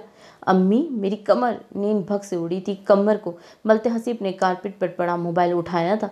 क्या है यार, क्यों मेरी नींद का दुश्मन बना हुआ है? वो चिढ़ गया था। अरशान की तेवरी चढ़ गई। बेगैरत इंसान, टाइम देख क्या हो रहा है, तुझे नींद की पड़ी है? कोई काम धंधा कर ले या तुझे मुफ्त में बेड तोड़ने के पैसे देता हूँ मैं? गुस्सीले लहजे में कहता वो हसीब की बची कुची नींद को भी उड़ा गया। इसे फौरन से घड़ी की तरफ देखा जहाँ सुबह के 8 बज रहे थे। ओ यार 8 बज गए, वो अफसोस से बोला। नहीं 5 बज रहे हैं, जा दोबारा जाके सो जा। फुल तप कर कहा, यार इतना गुस्सा भी मत कर भाई, मेरा मोबाइल भी हीटअप होने लगा था बेचारा। बस फजूल बकवास बंद करो और मुझे बताओ काम कहाँ तक पहुंचा। मोबाइल कान से हटाकर हसीब ने बेजारियत से उसे घूरा जैसे ज़यान हैदर को घूर रहा हो। जाना है आज फिर से मिलने, इंतहाई रूखे अंदाज में कहा गया था। गुड, और आज का दिन लास्ट होना चाहिए, मुझे इसकी सारी इन्फॉर्मेशन चाहिए। और इब्तिसाम की इन्फॉर्मेशन का क्या बना? हसीब के सवाल पर अरशान शाह को कल सफ़र के दौरान आने वाली कॉल याद आई जो इसकी मकबर की थी। हाँ कल कॉल आई थी उसकी, मगर तब मैं फैमिली के साथ था इसलिए बात नहीं हो सकी। अभी कॉल बैक करूँगा फिर बताता हूँ क्या बना। ओह हाँ ओके, वो कुछ सोचते जवाब दे रहा था। जैन यार अच्छा हुआ तूने कॉल कर ली, मुझे तुझसे एक अहम बात डिस्कस करनी थी। इसका तशवीकनाक लहजा जैन को भी मुत्तफिक कर गया। किस हवाले से बात करनी है? यार वो लड़का क्या नाम था? हाँ वो अहद अरसलान। वो झट से बोला, क्या हुआ उसे? इसे कुछ नहीं हुआ यार, वो अभी तक अपनी हिरासत में है और इसका बाप अभी भी इसे ढूंढने की कोशिश करता फिर रहा है। तो मैं सोच रहा था इसका कोई हल हो, सोच और मामला रफा दफा करो। अगर मामला रफा दफा ही करना होता तो मैं इसे पिछले 3 दिन से कैद में ना रखता। वो गजबनाक तेवर लिए बोला था। बाकी मैंने उसका हल सोच लिया है, तो फिक्र नहीं कर, अभी उसे वहीं सड़ने दे, वापस आकर उसे भी रिहाई दे दूंगा। जिंदगी से या कैद से? हसीब ने फौरन से पूछा। दोनों से, मगर उसकी मौत इतनी आसान नहीं होगी।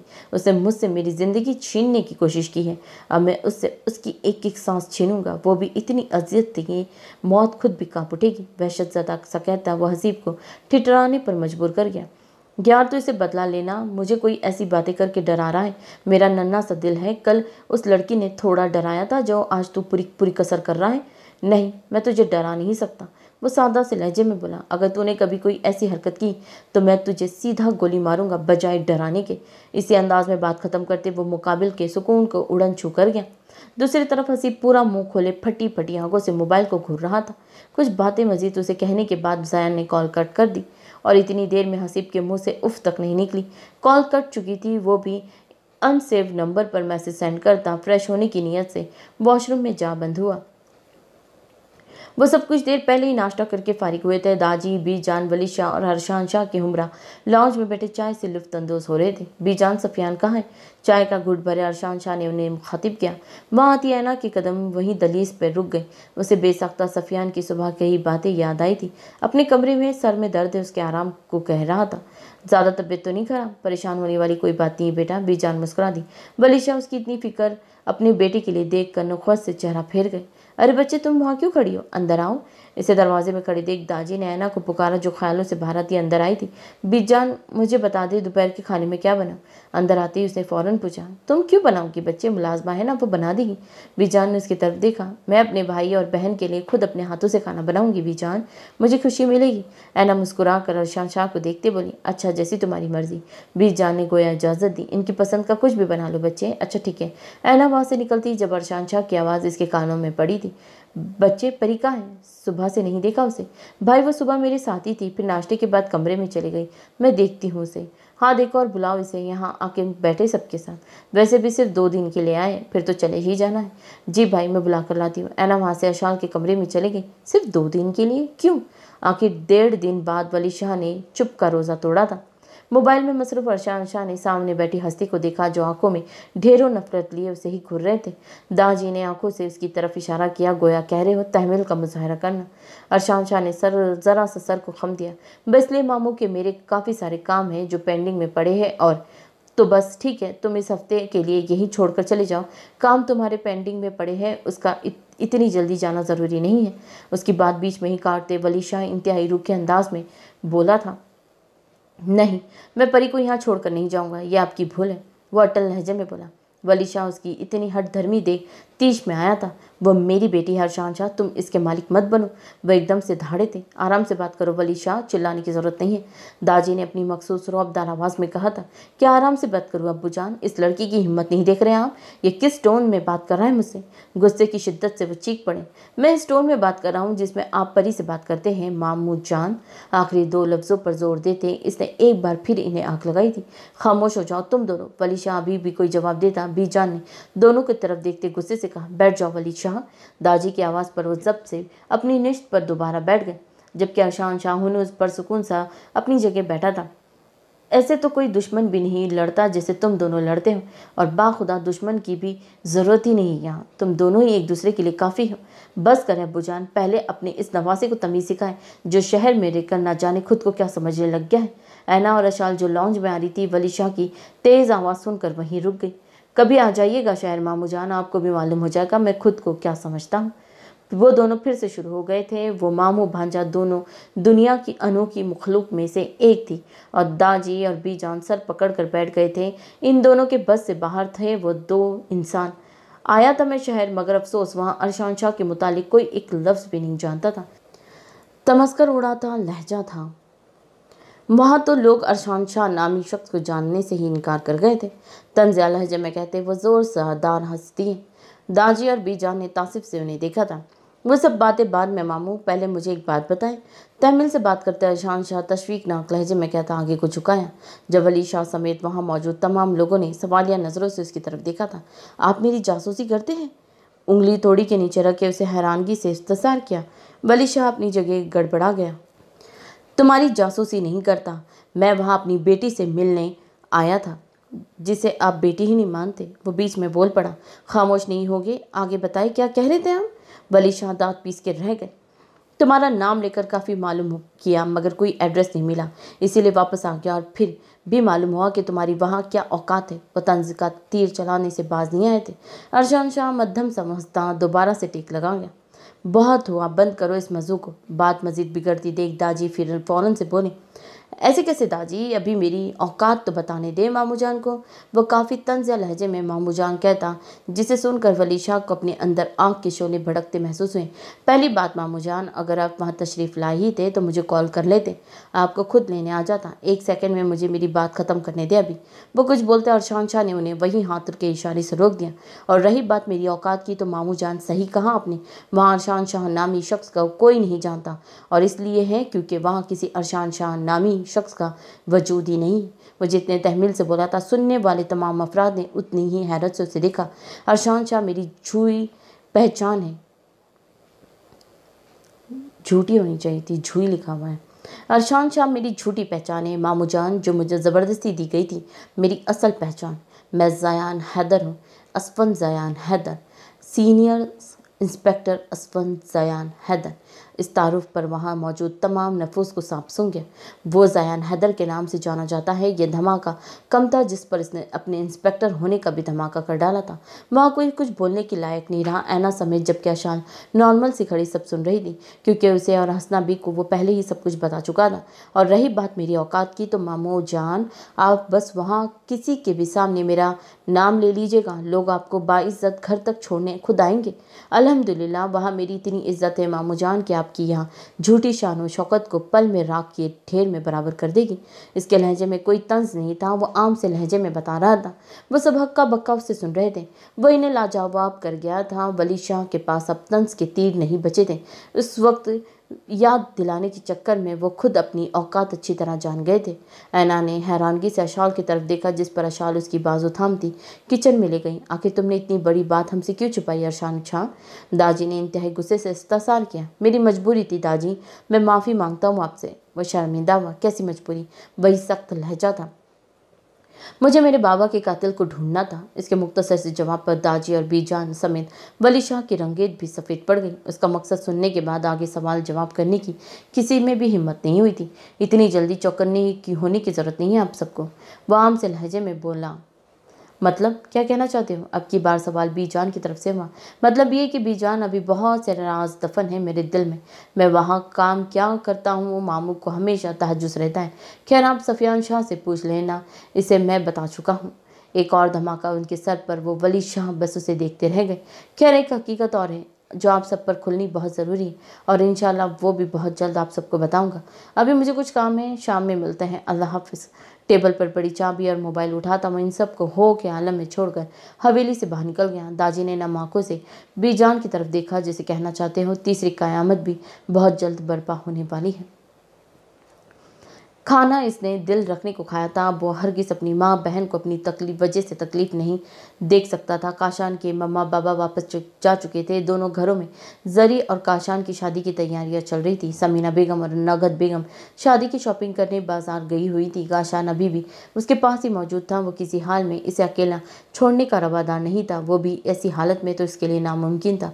वो काफ़ी देर से खामोश बैठा था और काशान को इसकी खामोशी जहर की तरह लग रही थी। सिगरेट पीनी है? नहीं, एक लफ्जी जवाब देते वो पजल बॉक्स को उलट पुलट करने लगा। कहीं बाहर चले? मूड नहीं है। जरी के साथ शॉपिंग पर जाना है तो तुम भी साथ चलो, मूड फ्रेश हो जाएगा। उसने एक बार फिर कोशिश की। मैं यहीं ठीक हूँ, तुम जाओ। यार चल ना साथ। अब्तिसाम की घुरी पर उसकी बात अधूरी रह गई। खामोशी तो पहले इस कमरे में रुक देख चुकी थी, तो बस काशान चौधरी को भी मजबूरन खामोश होना पड़ा था। और फिर देखते देखते 15 मिनट गुजर गए। इतनी देर खामोशी पर तो काशान के पेट में मरोड़ उठने लगी थी, जबकि वो दूसरी तरफ हंसती इस पजल को बॉक्स को ही मुसलसल घूरे जा रही थी। काशान के दिमाग में अचानक से कुछ क्लिक हुआ, जिस पर इसने सरत से अब्तिसाम की तरफ देखा। अब्तिसाम? जब दूसरी तरफ से कोई जवाब न आया तो इसने खुद ही बात को जारी रखना पड़ा। तुमने वो काम छोड़ दिया क्या? कौन सा? तुम्हारे मुताबिक सीरियल किलर? हाँ, छोड़ दिया। वो भी छोड़ दिया एक साथ? और कितने धमाके करेगा मेरे भाई? काशान ने कदरे हैरत से पूछा। अब्तिसाम जवाब खामोश रहा। एक वक्त था जब तू कहता था कि तुझे सुकून की नींद नहीं आती, सही से भूख नहीं लगती जब तक तू किसी की गर्दन न काट ले। और आज अचानक इतना बदलाव? लोगों को जिंदा रहने के लिए सांस की ज़रूरत होती है और मेरे लिए सिगरेट और नशे की। ये भी कहा करता था मैं। इसे देखा बिना ही अब्तिसाम सपाट लहजे में बोला। सब बदल जाता है, वैसे भी मैं बदल गया। तू खुद नहीं बदला, तुझे बदला गया है। इस सारी गुफ्तगू में अब्तिसाम ने पहली बार उसकी तरफ नज़र उठाई। भूल है तेरी, मैं अकेला नहीं हूँ, बदलूंगा सबको, साथ घसीटूंगा इस दायरे में। आखिर अपने दिल के हुए नुकसान की तलाफी भी तो मैंने ही खुद ही करनी है। इसका पूरी इसरार लहजा काशान को मुत्तफिर कर गया। अब वो क्या सोच रहा था, ऐसा क्या करने वाला था? अगर ये बात काशान जान जाता तो अब तक वो अब्तिसाम का हुलिया बिगाड़ चुका होता। बाहर कोई लड़की आई है भाई, आपको पूछ रही है। जरी की आवाज़ पर काशान सोचों से बाहर आता अब्तिसाम की नज़रों का मफहूम समझते कमरे से बाहर निकल गया। अस्सलाम वालेकुम। काशान को आते देख इसने फ़ौरन से सलाम किया। वालेकुम अस्सलाम। अब्तिसाम इसे अपने रूम में है। जरी की खूंखार नज़रों की तपिश खुद पर महसूस करते उसने मामला वहीं से ख़त्म किया था। सरस बात में हिलाती वो कमरे की तरफ चली गई, जिसकी तरफ काशान ने इशारा किया था। कौन थी ये लड़की? इसके जाते ही जरी भूखी शेरनी की तरह इस पर चिपटी थी। वो आयशा थी, अब्तिसाम की फ्रेंड। इसके तेवर देख वह हकलाया था। भाई की फ्रेंड है, वो भी लड़की? उसे ताज्जुब हुआ। हाँ, मेरा मतलब एक कॉलीग है, उसके साथ काम करती है। तुम जाओ, इसके लिए चाय बनाओ, अच्छा नहीं लगता, पहली बार आई है वो मज़ीद कोई सवाल करती जब काशान ने उसे टालना चाहा। आप फिक्र ना करें, पहली बार आई हो या दूसरी बार, आपको इस बात से कोई सरोकार नहीं होना चाहिए। पाँव पटकती वो तन फन करती किचन में चली गई और वो बेचारा अपनी सी शक्ल लेकर वो गलती ढूंढ रहा था जिसके तहत उसकी बीवी उसे इतनी सुनाकर चली गई थी। अस्सलाम वालेकुम। अंदर आते आयशा ने पहली बार उसके साथ इंतहाई अदब से बात का आगाज़ किया था। वालेकुम अस्सलाम। अब्तिसाम ने उसे देखते सीधा होकर बैठ गया। तुम यहाँ, सब खैरियत है? वो सवाल पूछ रहा था और आयशा उसकी उजड़ी हालत देखकर हैरान खड़ी थी। अभी 2 दिन पहले तो इनकी मुलाकात हुई थी, वो बिल्कुल ठीक था और आज इसकी हालत देख आयशा को तशवीश हुई थी। बिखरे बाल, आंखों की गिर्द हल्के, बड़ी हुई शेव, जर्दी माइल रंगत, चेहरे पर वो पहले जैसा नूर नहीं था। उसके कद्दो खाल काफ़ी हद तक बिगड़ चुके थे, अलबत्ता उसके चेहरे पर रहने वाली अज़ल की संजीदगी में इजाफा हुआ था। कहाँ खो गई? इसके चेहरे के सामने हाथ हिलाते पूछा। नहीं, कुछ भी नहीं, ठीक नहीं है, इसलिए मैं यहाँ आई हूँ। होश की दुनिया में आती वो फट बोली थी। अब्तिसाम ने इसे इशारा दिया, जिस पर आयशा पीछे सोफे पर बैठ गई और अब्तिसाम खुद बेड पर पाँव नीचे लटकाए चेहरा झुकाए बैठा था। हाथ हुनूस पजल बॉक्स के साथ हरकत कर रहे थे।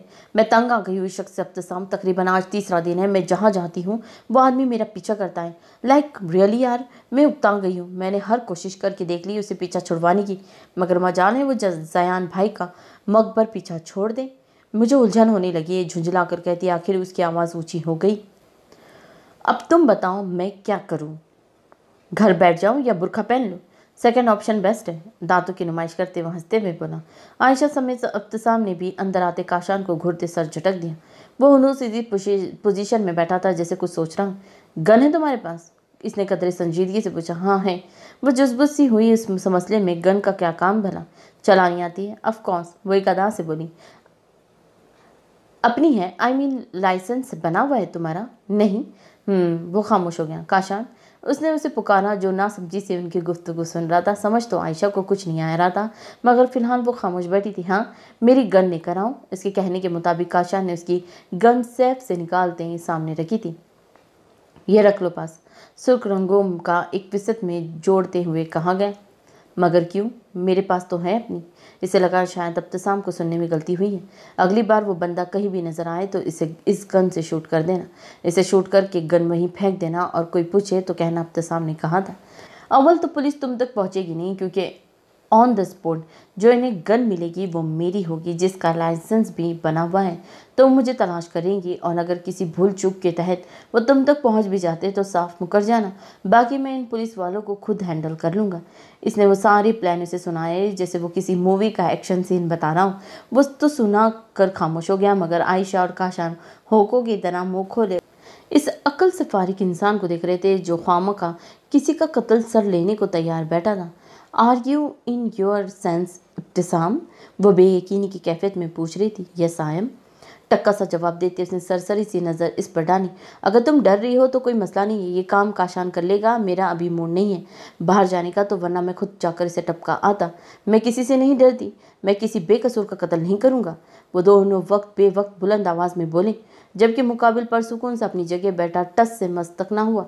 दरवाजे पर दस्तक हुई। जरी चाय और दीगर लौज़मात की ट्रे कमरे में ले आई। वो चाय सर्व कर रही थी और वो दोनों के नकियों से इस पागल इंसान को देख रहे थे जिसे कच्चा चबा जाएंगे। वो चाय सर्व करके जा चुकी थी। आयशा गहरा सांस भरती खुद को रिलैक्स करने लगी। मैं डरपुक नहीं हूँ, मगर दिन दहाड़े किसी का कत्ल करना अपनी गले में फंदा डालने के बराबर है। उसने अपना खदशा बयान किया।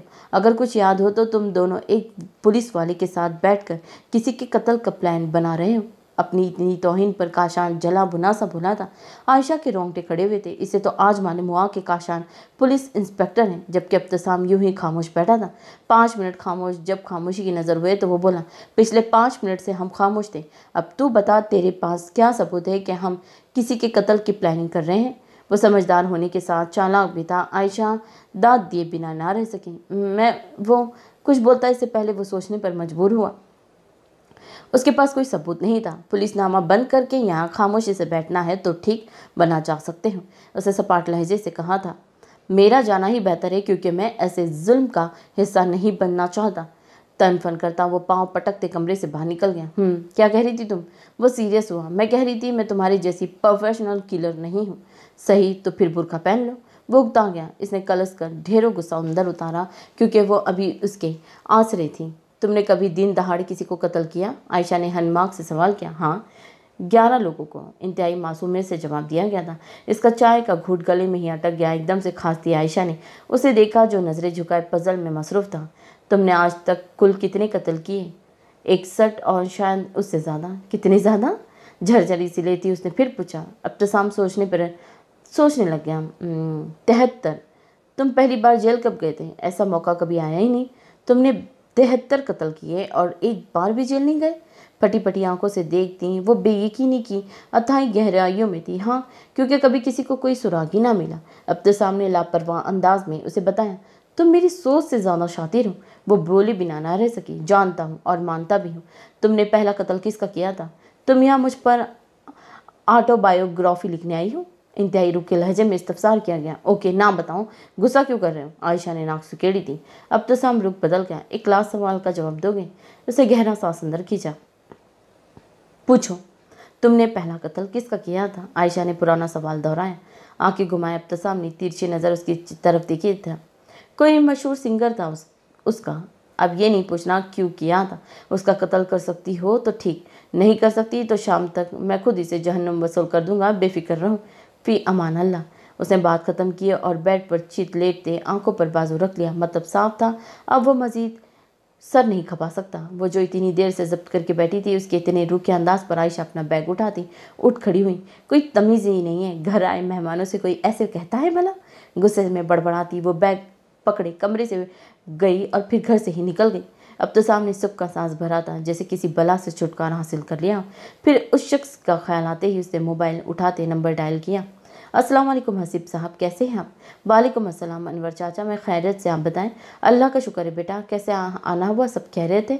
चाचा, दरअसल ज़ाया ने भाभी के लिए कुछ चीज़ें मुझे बोली थी। हाथ में पकड़ा बैग हसीब ने उसके हाथ में थमाया था। चाचा, ये भाभी को दे दीजिएगा और बोलिएगा कि साहब ने भिजवाया है। उसने साथ ही हिदायत भी दी। जी ठीक है, मैं ये बीवी तक पहुंचा दूंगा, आप बेफिक्र हो जाएं। सर को खम देता कहा गया था। ठीक है, ख्याल रखिएगा अपना भी और भाभी का भी। कोई भी प्रॉब्लम हो तो मुझे कॉल कर दीजिएगा, मैं यहीं होता हूँ। इनका कंधा थपथपाते वो ग्लासेस लगाता गाड़ी में बैठ गया। हेलो, हाँ मैंने भाभी को मोबाइल भिजवा दिया है और अभी दूसरे काम की तरफ जा रहा हूँ। बस दुआ करना तेरा भाई सही सलामत अपने पैरों पर वापस आ जाए, बेचारगी से कहते हसीब ने मोबाइल कान से हटाया। ये अरशान भाई कहाँ, क्या कह रहे थे परी? क्या वो वाकई में पुलिस इंस्पेक्टर है? अरशान की दोनों बाजू पकड़े इसने ताजुब से पूछा था। हाँ जी भाई, बिल्कुल ठीक कह रहे हैं आप ही। सर इस बात में लाते उसने दरअसगी दी तो ऐना का मुंह खुल गया। इतना बड़ा राज छुपाया हमसे भाई ने? वो बेयकीनी से बोली। छुपाया कहा उन्होंने आप ही, किसी ने कभी उनसे पूछा ही नहीं। इनसे तो वो किसी को क्या बताते। आलू का छिलका उतारते उसके लहजे में सर्द महरी उतरी थी।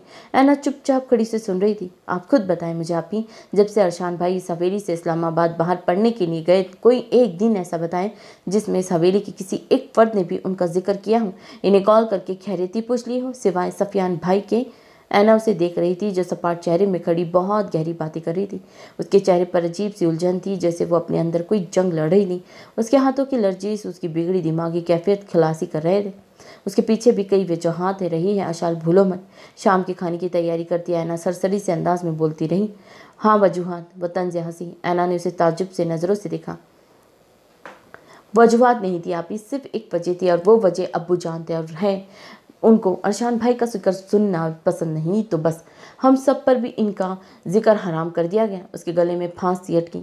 ऐना ने बेसाख्ता इसकी बाजू पकड़े रुक अपनी तरफ मुड़ा। क्या हो गया है परी, क्यों अचानक ऐसी बातें कर रही हो?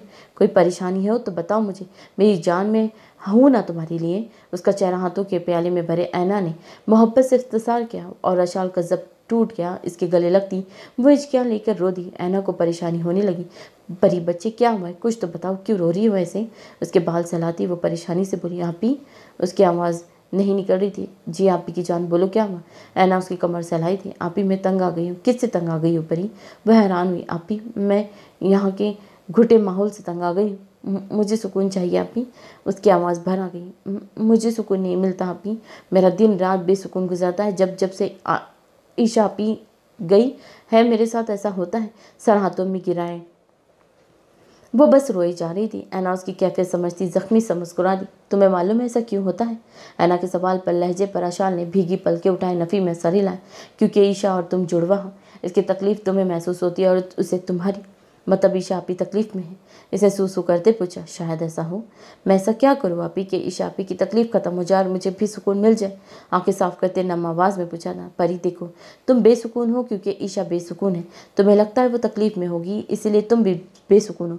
तो परी, जब तुम रोती हो, उदास हो जाती हो, तो ईशा भी उदास होती होंगी ना?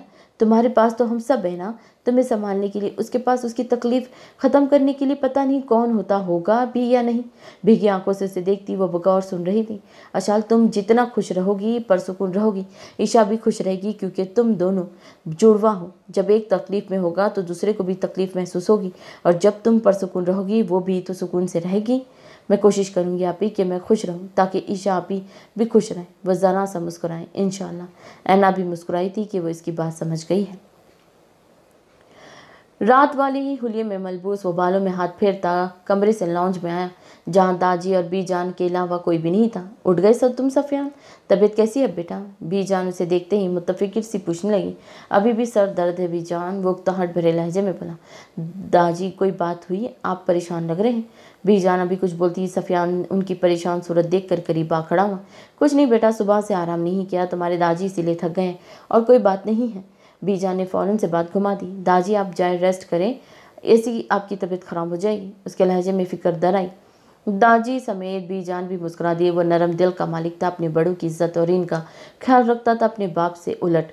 हाँ मैं जाता हूँ आराम करने, मगर तुम कोई दवा ले लो बेटा ताकि तुम्हारा सर दर्द ख़त्म हो जाए। जी दाजी ठीक है, तुम कमरे में जाओ सफियान, मैं तुम्हारे लिए चाय और दवा भिजवाती हूँ। नहीं बीजान, आप दाजी को कमरे में लेकर जाए। मैं ऐना से कहता हूँ चाय और दवा का। वो पलट गया। ऐना किचन में होगी बेटा, बीजान ने वहीं से बताया। जी अच्छा। वो कहता किचन की तरफ आया। वैसा ऐना आप ही एक बात तो बताएं। पूरी की पूरी इस तरफ घूमे आशाल ने बड़ी दिलचस्पी से सवाल किया। क्या बताऊँ? यही कि आपके और भाई के दरमियान सब ठीक है? ऐना ने बगौर उसकी तरफ देखा, जिसके चेहरे पर शरारत का कोई अंसर नहीं था। क्या मतलब तुम्हारे सवाल का? मैं समझ नहीं पाई परी। वो मुकम्मल अनजान बन गई। क्या समझ नहीं आई आप ही? शेल्फ के साथ टेक लगाए अशाल ने बड़ी बड़ी आंखें मजीद बड़ी कर ली। जो तुम पूछ रही हो वही, उसके अंदाज में जवाब देती है ऐना रुक मोड़ गई। मैंने बहुत सिंपल सा सवाल किया है ऐना पी कि आपके और भाई के दरमियान सब नॉर्मल है क्या? इसे सवाल दोहराया। नहीं, कुछ भी नॉर्मल नहीं है। मतलब? अशाल टेक हटाए आगे को होकर खड़ी होगी। मतलब क्या अशाल? जो मर्द आज तक अपनी पहली बीवी को ही ना बुला सका हो, भला वो नॉर्मल हो सकता है? इसके हलक में आंसुओं का गोला अटका था। जो मर्द अपनी दूसरी बीवी के कंधे पर सर रख कर अपनी पहली बीवी के लिए रोता हो, क्या वो रिश्ता नॉर्मल हो सकता है? आंसू लकीर की सूरत में उसके गाल पर बहने लगे। अशाल दम बखूद से उसे देख रही थी। हैरत का आश्कार तो किसी और पर भी हुआ था। क्या आप कह रही हैं आप ही? ये क्या? उसके बाजू पकड़े अशाल ने उसका रुख अपनी तरफ मोड़ा। मुझे तो भाई ने कहा था कि आपकी और भाई की पसंद की शादी है। ऐना ने पहले हैरत और फिर तंज निगाहों से उसे देखते हंकार भरा। मोहब्बत? कैसी मोहब्बत? कौन सी मोहब्बत? अरे कहाँ की मोहब्बत अशाल? रोते वो चीखी पड़ी। तुम्हारा भाई तो अपना पहला इश्क नहीं भुला पाया, मेरी मोहब्बत कहाँ नजर आएगी उसे? और फिर मोहब्बत भी एक यतीम बेसहारा और लावारिस लड़की की? वह बेबसी से हंस दी। उनकी मोहब्बतों का कोई वजूद नहीं होता परी, जिनका अपना कोई वजूद किसी के लिए मायने ना रखता हूँ। बाहर खड़े सफियान शाह ने जब से मुठ्ठियाँ भींची थी। अशाल की आंखों में नमी उभरी थी। वो तो हमेशा अपने दुख ही उसे बताती रही थी। उसे खुद से कभी इतनी भी फुर्सत नहीं मिली कि कभी पलट कर ऐना से उसका हाल ही पूछ लेती। मैं दुआ करूंगी आप ही सब ठीक हो जाए। आप प्लीज़ रोए मत, मुझे बिल्कुल अच्छा नहीं लग रहा। उसके आंसू पोंछते अशाल भी रो दी। आंखें रगड़ती ऐना के गले में फांसी अटकी। दुआ तो मैंने भी की है परी, बस तुम ये दुआ करना कि मेरी फ़ौरन दुआ कबूल हो जाए। कौन सी दुआ आप ही? आप मुझे बताएं, मैं ज़रूर दुआ करूंगी अल्लाह जी से। इसे जैसे उम्मीद की किरण मिली। मैंने दुआ की है परी। उसकी आवाज़ कांपने लगी। मैंने सफियान शाह के लिए अनुशय और अपने लिए आसान मौत मांगी है। तो तुम दुआ? वो अभी बोल रही थी और अशाल ने उसके हाथ झटक दिए। वो बेयकीनी और अजियत से उसकी तरफ देख रही थी। बाहर खड़े शख्स की हिम्मत जवाब दे गई। जब से सुर्ख होती आंखें जोर से नीचे वह धनधनाता हुआ किचन में दाखिल हुआ। सफियान शाह की मौजूदगी पर जहां ऐना के रोंगटे खड़े हुए थे, वहीं अशाल की रंगत भी सफ़ेद पड़ी थी। परी, तुम्हें बीवी जान बुला रही है, जाओ उनके पास। सुर्ख नजरें उसके कपकपाते वजूद पर गाड़े वह इंतहाई जब्त से बोला था। अशाल यूं ही सर झुकाया आंसू बहाती वहां से अपने कमरे की तरफ भाग गई थी। इसके जाते ही ऐना की बाजू को अपनी लोहे जैसी सख्त गिरफ्त में थामे वो इसे घसीटते हुए कमरे में ले गया। वो जब चुपचाप आंसू बहाती उसके साथ चलती जा रही थी। कमरे में आते ही उसे बेड पर पटकते सफियान शाह ने ठाक की आवाज़ से दरवाज़ा बंद किया था। ऐना वहां से अभी उठती है, इससे पहले उसके इंतहाई करीब आते सफियान शाह ने उसका जबड़ा अपनी सख्त गिरफ्त में दबोच लिया। इस कदर सख्ती पर ऐना से सक उठी थी। तुम जैसी एहसान फरामोश लड़की मैंने आज तक अपनी ज़िंदगी में नहीं देखी। आंसू से डगमगाती नजरें उठाए उसने इस जालिम शख्स को देखा। तुम्हें बीवी का दर्जा ना सही, मगर तुम्हें इतना दर्जा ज़रूर दिया था सफियान शाह ने कि तुम बआसानी मुझसे बात कर सको, और तुम इस लायक भी नहीं। बाजू दबोचे वो इसके चेहरे पर कराया। तुम्हें क्या लगता है सफियान शाह इतना क्या गुजरा है कि हर किसी के सामने रोने लग जाता? अरे तुम्हें मैंने अपना समझा था। शिद्दत जब से वो चीख पड़ा। इसके जुनूनी अंदाज पर ऐना अंदर तक सहम गई। तुम्हारे सामने मैं अपनी पहली बीवी के लिए नहीं रोया था? ऐना अपने आंसू से भरी आंखों से उसकी सुर्ख अंगारा होती आंखों में देखना चाहा, मगर उसकी हिम्मत ही ना हो सकी। वो चेहरा झुका गई। मैं इस गम की शिद्दत की वजह से तुम्हारे सामने रोया, जिसको बरसों तनहा सहने के बाद मुझे लगता था कि मेरा दिल फट जाएगा, मैं पागल हो जाऊंगा अगर किसी को बता दूंगा तो। उसकी आवाज़ भारी हुई और अल्फाज थे या हथौड़े ऐना को अपने जहन में बरसते महसूस हुए। आंखों से जारों का तनासुब बहने लगे। वो हुनूस खामोश खड़ी रही। बोला, जवाब दो, खामोश क्यों हो? अब बाहर तो मेरी इज्जत का खूब तमाशा करके आई हो। ऐसी बातें मत करें, मैं बस इसे बता रही थी। खौफ और दुख के मारे उसकी जबान लड़खड़ाई थी। तुम बता नहीं रही थी। उसकी बाजू को दबोचे वो चीखा। तुम जतला रही थी, तुम तमाशा बना रही थी सफियान की बेबसी का। शाह? ऐना ने नफी में सर हिलाया। क्या शाह? हाँ क्या शाह? अब की बार वो इतनी जोर से चिका ऐना को लगा उसके कान के पर्दे फट जाएंगे। उसने चेहरा पीछे को किया जब इसे दोबारा से पेट पर धक्का देते सफियान हाथों में थामे कमरे के चक्कर काटने लगा। पता है असल मसला क्या है? वो रोती सी सकती ऐना के करीब आया। तुम जैसे 2 टके की नौकरानी को जब औकात से ज्यादा इज्जत दी जाती है ना, तो वो सर चढ़कर नाचती है। हकारत से कहते सफियान शाह नफरत से फनकारा था, तो आज इसने आखिरी कील भी ठोक दी थी। बेड पर बैठी सी सकती ऐना ने खाली नजरों से सामने खड़े वजूद को देखा। दिल में उठते दर्द बहते आंसू खुश्क हो गए, मगर पल के हुनूस गिली थी। ट्रांस की कैफियत में बेड से उठती वो मरे हुए कदम लेती सफियान शाह के रूबरू आई। सरसरी सी नजर उसके सुर्ख पड़ते गीले चेहरे पर डाले वो रुक फिर गया। इस 2 टके की नौकरानी को अपने पूरे होश हवास में इस निकाह में लिया था ना, या किसी ने जबरदस्ती की थी? उसके रूखे आंसू फिर से बह निकले। तुम्हारी ये मजाल, अब तुम मुझसे सवाल करोगी? वह एकदम से धाड़ा। इन गिरते आंसू की वजह भी आप ही है। इसकी आंखों में झलकती अजियत देख सफिया ने फिर नजरें फेर ली। दिल में उठती दर्द की वजह जब आप हैं तो सवाल भी आप ही से करूंगी। इधर देखिए मेरी तरफ शाह, मुझे देख कर बताएं, क्या आपको कभी इस 2 टके की नौकरानी से मोहब्बत महसूस नहीं हुई? क्या आपका कभी जरा सा भी दिल नहीं दुखा मेरे लिए इतने सख्त अल्फाज कहते? तुम जानती हो क्या बोल रही हो तुम? दिमाग दुरुस्त है तुम्हारा? इसकी बाजू दबोचे सफिया ने हैरत और गुस्से से पूछा। जहां इतनी तौहीन सहली, वहां थोड़ी और सही। आज मैं अयान शाह अपनी अन्ना और इज्जत साइड में रखते आपसे मोहब्बत की भीख मांगती हूँ। शाह, मुझे कबूल कर ले। आपको खुदा का वास्ता, मैं मर जाऊंगी। मैं आपकी बेरुखी मजीद नहीं सह सकती। उसके कदमों में गिरती वो फूट फूट कर रो दी। सफियान शाह पे सख्ता तारी था। वो इसके जज्बातों से वाकिफ था, मगर कभी ऐसा भी होगा इसके वहम गुमान में भी ना था। एक बार, सिर्फ एक बार मुझे मौका दे, मैं आपके सारे जख्म भर दूंगी। मैं किसी की जगह नहीं चाहती, बस मुझे थोड़ी सी जगह अपनी ज़िंदगी में दे दें। मैं जितना चाहती हूँ मुझे भी खुश होना है। खुद पर मान करना चाहती हूँ कि मुझे मेरी मोहब्बत मिल गई। मैं सजदे में गिर कर अपने अल्लाह के रूबरू उसका शुक्र अदा करना चाहती हूँ कि उसने मेरी बचपन की चाहत से नवाज दिया। आखिर को इसके पाँव पकड़ते वो मिन्नतों पर उतरे। सफियान पर छाया सकता टूटा। मोहब्बत इसके दरवाजे पर खड़ी दस्तक दे रही थी। वो कोई आम मोहब्बत नहीं थी, बेलोस वफादार मोहब्बत थी जो खुद चलकर उसके दर पर आई थी। वो ट्रांस की कैफियत में एक कदम पीछे हट गया, फिर झुकता उसके करीब जमीन पर बैठ गया। रोती तड़पती ऐना को जैसे एक धड़ास मिली, मगर अगले ही लम्हे उसकी वो उम्मीद भी चकनाचूर हो गई। मैं तुम्हारी ख्वाहिश का एहतराम करता हूँ, मगर मैं तुमसे मोहब्बत नहीं करता, और ना कभी की ऐना शाह से मोहब्बत करूँ पाऊँगा। वो इसे किसी झूठी उम्मीद पे नहीं रखना चाहता था। सफियान सिर्फ अनुशे का है, और इसके अलावा वो किसी को अपनी ज़िंदगी में 2 पल भी देना हराम समझता है। ऐना ने जब से मुठ्ठियाँ बीच ली और सर झुकाए वो ज़ारों कतार रोने लगी। दिल जैसे मुर्दा हो गया था। इसको अपनी रूह तक मरती महसूस हुई। संभालो खुद को और ज़िंदगी में आगे बढ़ना सीखो। इसके झुके सर को देखते कहते वो उठ खड़ा हुआ। कहना बहुत आसान है शाह, तमस्कर उड़ाता लहजा। अगर ज़िंदगी में आगे बढ़ना इतना ही आसान है तो आप क्यों अभी तक अपने माजी के पहले सफ़े पर अटके हुए हैं? दूसरों को तसल्ली देना बहुत आसान है, मगर जब खुद पर गुजरती है तो मालूम होता है बेबसी किसे कहते हैं। पल पल खुद को किसी झूठी आस में रखना कैसा होता है। तनफ्फुर से कहती आना ने अपना बाजू हाथों में छुपा लिया।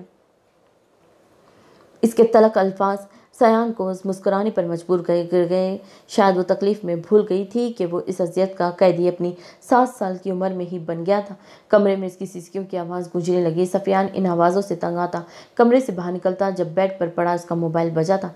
उसने कॉल यस किया, और जैसे जैसे वो सुन रहा था उसका खून खौलने लगा था।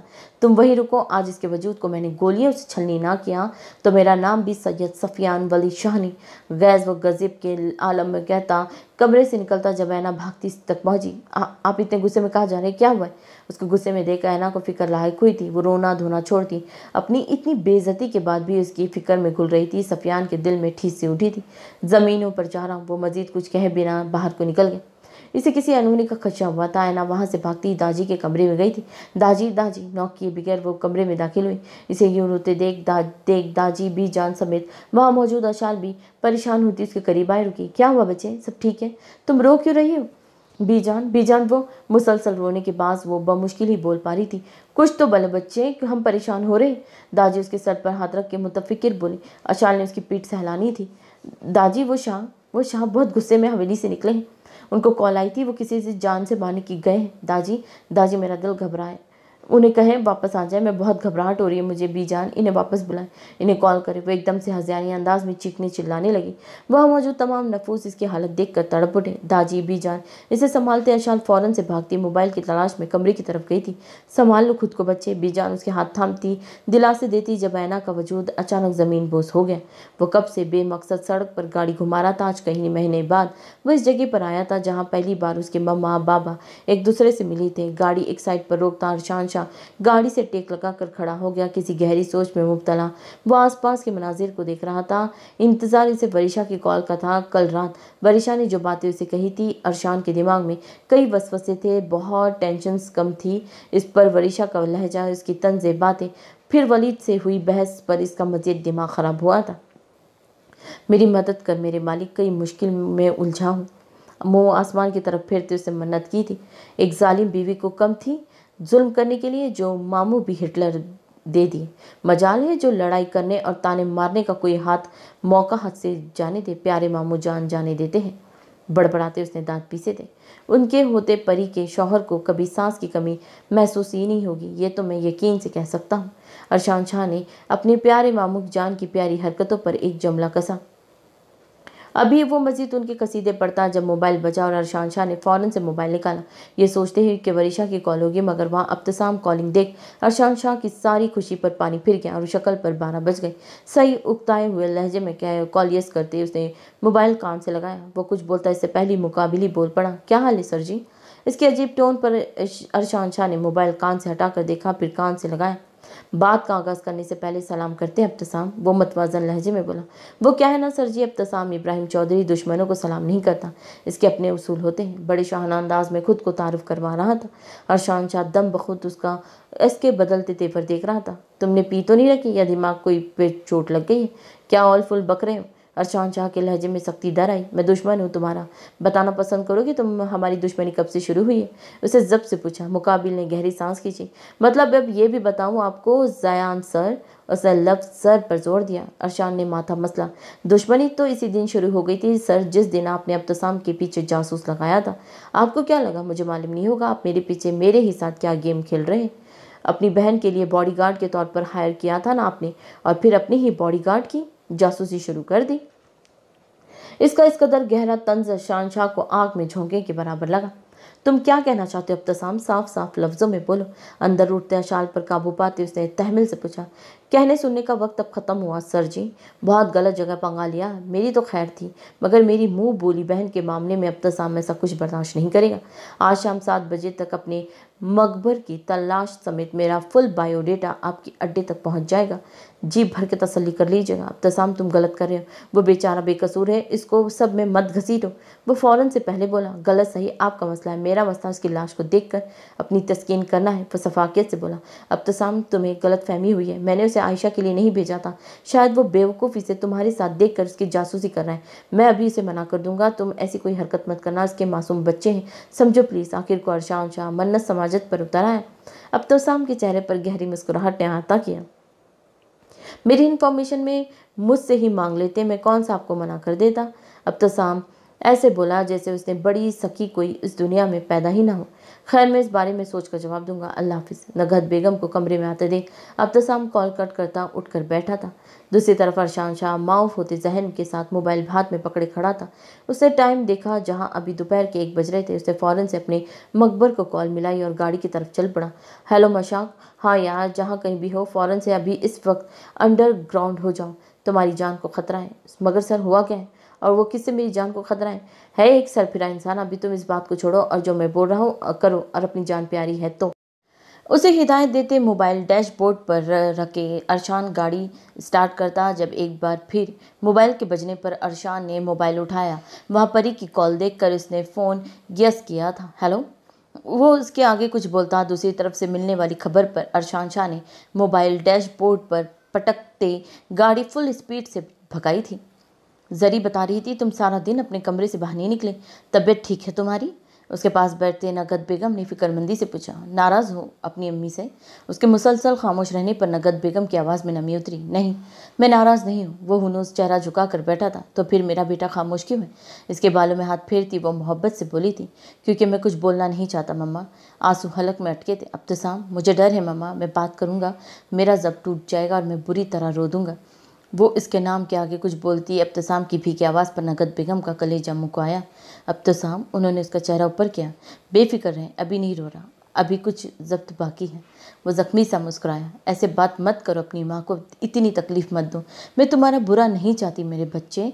वो रो दी थी। मैं जानता हूँ मम्मा, आप प्लीज़ रोए मत। उनके आंसू पोंछते इब्तिसाम ने उनके माथे पर लब रखे थे। मैं नहीं रोऊंगी, पर तुम प्लीज़ खामोश रहो। मुझसे बात करो, जरी से बात करो। ऐसे लाताल्लुक बने मत बैठो इब्तिसाम, मेरा दिल दुखता है। उनकी आंखें फिर से नम हुई थी। वो इन्हें क्या तसल्ली देता, वो खुद बेबसी की आखिरी हद पर खड़ा था। आप रोए नहीं, मैं बिल्कुल ठीक हूँ। आप ही तो कहती है कि आपका बेटा बहुत मजबूत है, इस दुनिया की कोई ताकत नहीं रुला सकती। तो अब भी बेफिक्र रहें। बस एक गुजारिश है, मुझे कुछ वक्त अकेला छोड़ दे मम्मा। मुझे आपका मान रखना है, खुद को इतना मजबूत बनाना है कि मैं खुद को ये बात बावर करवा सकूं कि मोहतरमा मेरी नहीं हो सकती और मुझे अपनी सारी ज़िंदगी उसके बगैर गुजारनी है। मुझे कुछ देर तन्हाई में रहने दे, ताकि मैं इस लड़की का इश्क अपनी नस नस से निकाल दूं। वो मोती टूट कर दाढ़ी में चिप्स हुए थे। वो ट्रांस की कैफियत में भीगी आंखों से अपनी मजबूत बेटी को आज एक मामूली सी लड़की के इश्क में टूटा बिखरा देख रही थी। वो इसके लिए इस कदर दीवाना हो जाएगा कि इसे दुनिया का ही होश नहीं रहेगा। नगद बेगम ने अजियत से सोचा था, मेरे लिए दुआ करे मामा, मुझे सब्र आ जाए। उनकी गोद में सर रख के वो तड़प उठा। दुआ करे कि मैं खुद को वर्गलाऊं, वरना उसकी यादें, उसकी वो पाकिज़ा आँखें मेरे जहन पर इस कदर नक्श हो गई है, मुझे लगता है मैं पागल हो जाऊंगा। मैं दुआ करूंगी बेटा कि तुम इस लड़की को भूल जाओ। अब तो शाम को लगा इसके दिल पर पाँव रख के किसी ने बेरहमी से इसको कुचला डाला हो। आंसुओं को बेदर्दी से वापस धकेलते वो अपनी माँ को जाता देखता रहा और ये तक नहीं कह सका कि आप मेरे साथ नाइंसाफ़ी कर रही है।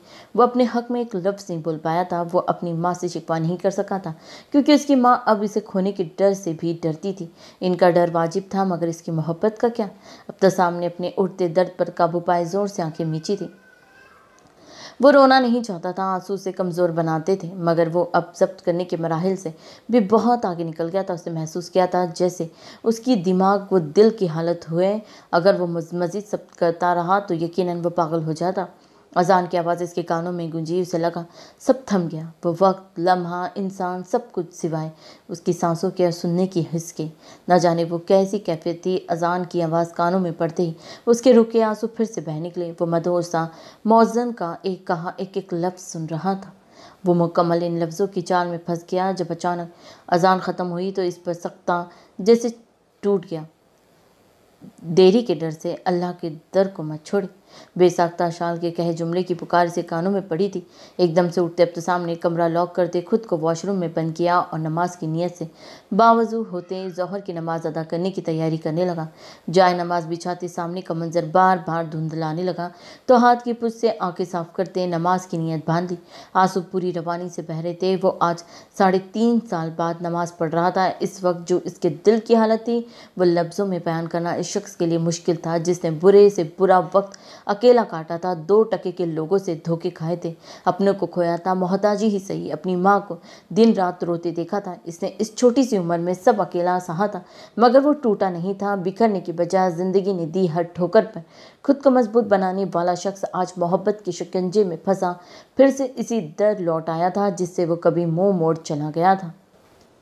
45 मिनट में नमाज ख़त्म करते उसने सलाम फेरा था। बावज़ू होने से लेकर सलाम फेरने के वक्फे में एक लम्हा ऐसा नहीं आया था जिसमें उसकी आंख खुश्क हुई हो। वो मुसलसल रो रहा था, मगर तकलीफ़ इतनी थी कि वो जितना रोता कम था। उसे दुआ के लिए हाथ उठाए थे। सुर्ख मतौरिम सूझी आंखें अपने कपकपाते हाथों को पर जमाए उसकी आंखें अश्क बार हुई थी। हाथों को वापस गिराए वो सजदे में झुका, फूट फूट कर रो दिया और तब तक रोता रहा जब तक इसके दिल का गुब्बार कुछ कम ना हुआ। जब आंखों की पुतलियाँ दुखने लगी और दिमाग की रगें फटने को आई तो उसने यूं ही सिसकते सर सजदे में रख दिया। मैं क्या मांगूँ या अल्लाह, मुझे तो मांगते हुए भी शर्म आती है। मैं किस मुंह से मांगूं? मैं तो आपसे मायूस हो गया था, आपका दर्द छोड़कर चला गया। मुठ्ठियां बीचे वो बच्चों जैसे रोने लगा। मुझसे गलती हो गई या अल्लाह, मुझे माफ़ कर दे। मैं सब्र नहीं कर सका और खुद को आपसे दूर कर लिया। मुझसे सब्र नहीं हुआ और खुद ही अपनी गलत फैसलों को सही समझने लगा। मैं आज 3.5 साल बाद फिर से तेरे दर आया हूँ मालिक, और मुझे नहीं मालूम ये इस लड़की की जुस्तजू है या इस गम की शिद्दत जो मुझसे तेरे दर तक ले आई। आंसू कतरा कतरा करके जाए नमाज में जब सो रहे थे। मैं बहुत बुरा इंसान हूँ अल्लाह जी। सब कहते हैं अब तसाम बुरा इंसान है, मगर आप तो सब जानते हैं मुझे बुरा बनाने वाले भी यही अच्छे लोग थे। खुद तो बुरा नहीं बनना था, मुझे बनाया गया ना अल्लाह जी। तो फिर आज क्यों ये दुनिया वाले खुद को अफजल मान रहे? उसकी घुटी घुटी सिसकियाँ कमरे में गूंज रही थी। मुझे इससे मोहब्बत हो गई अल्लाह जी, जिससे मोहब्बत नहीं होनी चाहिए थी। मैं खुद गर्ज नहीं हूँ या अल्लाह, मगर उसे मेरे दिल से निकाल दे। मेरा दिल बेइख्तियार नहीं था। मुझे इससे मोहब्बत हो गई, मगर मेरी मोहब्बत मेरी माँ की तकलीफ़ का बास बनती है। मैं इन्हें रोता नहीं देख सकता। और वो खूब नौजवान मर्द धाड़े मार मार कर रो दिया। मुझे हिम्मत दे प्लीज़ कि मैं इसे भूल जाऊं, इसे अपने दिल दिमाग से निकाल सकूं, वरना मैं पागल हो जाऊंगा। मेरा दिल इस गम की शिद्दत से फट जाएगा। मुझ पर रहम खा मेरे मालिक, मुझे इस अजाब से निकाल दे। मुझे सब्र दे कि मैं अपने वादा निभा सकूं। वो इतनी शिद्दत से रोया, उसकी अगली सांसें सीने में अटक गई। तेज़ तेज़ सांस लेता वह हफ्ता वह वहीं फर्श पर लेट गया जब उसकी नज़रों के सामने साया लहराया था, मगर वह आंखें फिर भी नहीं खोल पाया था। गाड़ी पार्किंग एरिया में खड़ी करते वो ग्लासेस उतारती इस कैफ़े में दाखिल हुई जिसकी लोकेशन कुछ देर पहले उसने सेंड की थी। वो अभी कैफ़े में दाखिल नहीं हुई थी जब कैफ़े के अंदर बैठे शख्स ने शीशे के पार उस सुर्ख रंग के लॉन्ग कोट में ब्लैक कलर की शर्ट में मलबूस बालों की पोनीटेल बनाए इस सुर्ख मिर्ची का बगौर सरतपाय जायजा लिया था। करो करो, फुर्सत से चेकआउट करो मुझे। वो वहाँ कब आई और कब इसके सामने बैठी हसीब को कुछ पता ही न चला। जबान के साथ नज़र भी काफ़ी तेज़ है मैडम की। कान को जाते हसीब बड़बड़ाया, अगर मुँह ही मुँह में बोलना ख़त्म हो गया हो तो मुझे बताओ, क्यों बुलाया यहाँ मुझे मैसेज करके। उसके लहजे में गुस्से की रमक थी। एक्सक्यूज़ मी मिस आयशा, ये ख्वामका का गुस्सा किस बात का दिखा रही है आप मुझे पे। हसीब की तेवरी चढ़ी थी। ठीक है, मैंने आपको यहाँ बुलाया, मगर इसका मतलब ये नहीं कि आप मुझ पर यूँ बिला वजह का रोब झाड़ेंगी। ये बिला वजह का रोब नहीं है मिस्टर हसीब। मैं अपने बिजी शेड्यूल से वक्त निकाल कर यहाँ आपसे मिलने आई हूँ, तो मतलब आप एहसान जता रही हैं। हाँ, जता रही हूँ। और आप चाहती हैं कि मैं आपका रूड बिहेवियर को टॉलरेट करूँ। जी बिल्कुल, मैं ऐसा ही चाहती हूँ, बदू बदू जवाब देती आयशा ने आंखें गोल के उसे घूरा। जवाबन हसीब भी हैरत से इस नकचिड़ी लड़की को घूरने लगा। दोनों मुसलसल 5 मिनट तक एक दूसरे की आंखों में आंखें डाले घूरते रहे। इसका तो पता नहीं, मगर हसीब ने अपना दिल इसकी भुरी आंखों में डूबने से बचाने के लिए सर झटकते तासिफ से गर्दन मोड़ दी। आयशा के लहजे पर फातिहाना मुस्कुराहट आई थी। With a great respect mister Haseeb, can you please tell me why you call me her. आपकी दी इतनी इज्जत भी मुझे बेइज्जती लगती है, तो आप पहले जैसी टोन में ही कंटिन्यू कर ले प्लीज़। इसके सामने हाथ जोड़े हसीब ने जैसे हार मान ली। आयशा खिलखिला कर हंस दी। वो कुछ पल मायूस से उसे देखता रहा, फिर नज़रों का जाविया बदले मुद्दे पर आया। मुझे आपके स्टॉप इट मिस्टर हसीब, बीच में टोकने की वजह वो झुंझुलाया। इट्स जस्ट बिकॉज मैं जानती हूँ आपने मुझे यहाँ क्यों बुलाया है। क्यों बुलाया? मेरे बारे में जानने के लिए, वो एक अदा से बोली। वह हैरान हुआ था। जब जानती है तो फिर खुद ही बता दे अपने बारे में। हसीब ने खुद को कंपोज करते कहा, जबकि आयशा ने आंखों को गोल के नाक सुकेड़ते उसे घूरा। आप क्यों जानना चाहते हैं मेरे बारे में? वो सीरियस हुई। मैं नहीं जानना चाहता, मुझसे जैन भाई ने कहा है आपसे। उसने बात ही खत्म कर दी। हसीब बेयकीनी से उसे देखने लगा। किसी गहरी सोच में मगन वो शीशे के उस पार देखने लगी। Are you interest in me? Sorry, you are not my type. इस सवाल पर हैरान हुए बिगर आयशा ने हुनूस बाहर की तरफ देखते जवाब दिया। फिर यहाँ मेरा सर खाने क्यों आ जाती हूँ? वो भरम हुआ। ये देखने के लिए आपकी कितनी बर्दाश्त है। मेरी बर्दाश्त की बात आप मत करें। मेरी बर्दाश्त इतनी है कि आप जैसी 4 को एक साथ सारी जिंदगी झेल सकता हूँ। 2 नहीं, 3 भी नहीं। वो डायरेक्ट 4 के आगे रुका। पहले हैरत और फिर बेजारियत से उसे देखते आयशा उठ खड़ी हुई। मेरी जैसी 4 तो क्या, एक भी तुम्हारा नसीब नहीं बन सकती। वो गुस्से से फनकारी। चैलेंज कर रही हूँ? हसीब इसके रूबरू आ खड़ा हुआ। जो समझो तुम्हारी मर्जी। अगर चैलेंज था तो अपने लिए गलत करी हो, क्योंकि मैं एक बार जिसके पीछे पड़ जाऊँ फिर कब्र तक उसकी जान नहीं छोड़ता। जाओ जाओ, तुम्हारे जैसे कितनों को रुला कर आई हूँ मैं। बालों को झटकती उसने मकरूरियत से कहा, जब आपको पता है मैंने आपको यहाँ किस वजह से बुलाया है और फिर आप मुझ में इंटरेस्ट भी नहीं है, तो फिर क्यों हर बार मेरी दिमाग की दही करने आ जाती है? ये डायलॉग बाजी कहीं और जाकर करना। अभी मेरी बात कान खोलकर सुन लो। जयान भाई से जाकर कह देना कि उनकी बहन को मेरी वजह से भी कभी तकलीफ नहीं पहुंचेगी।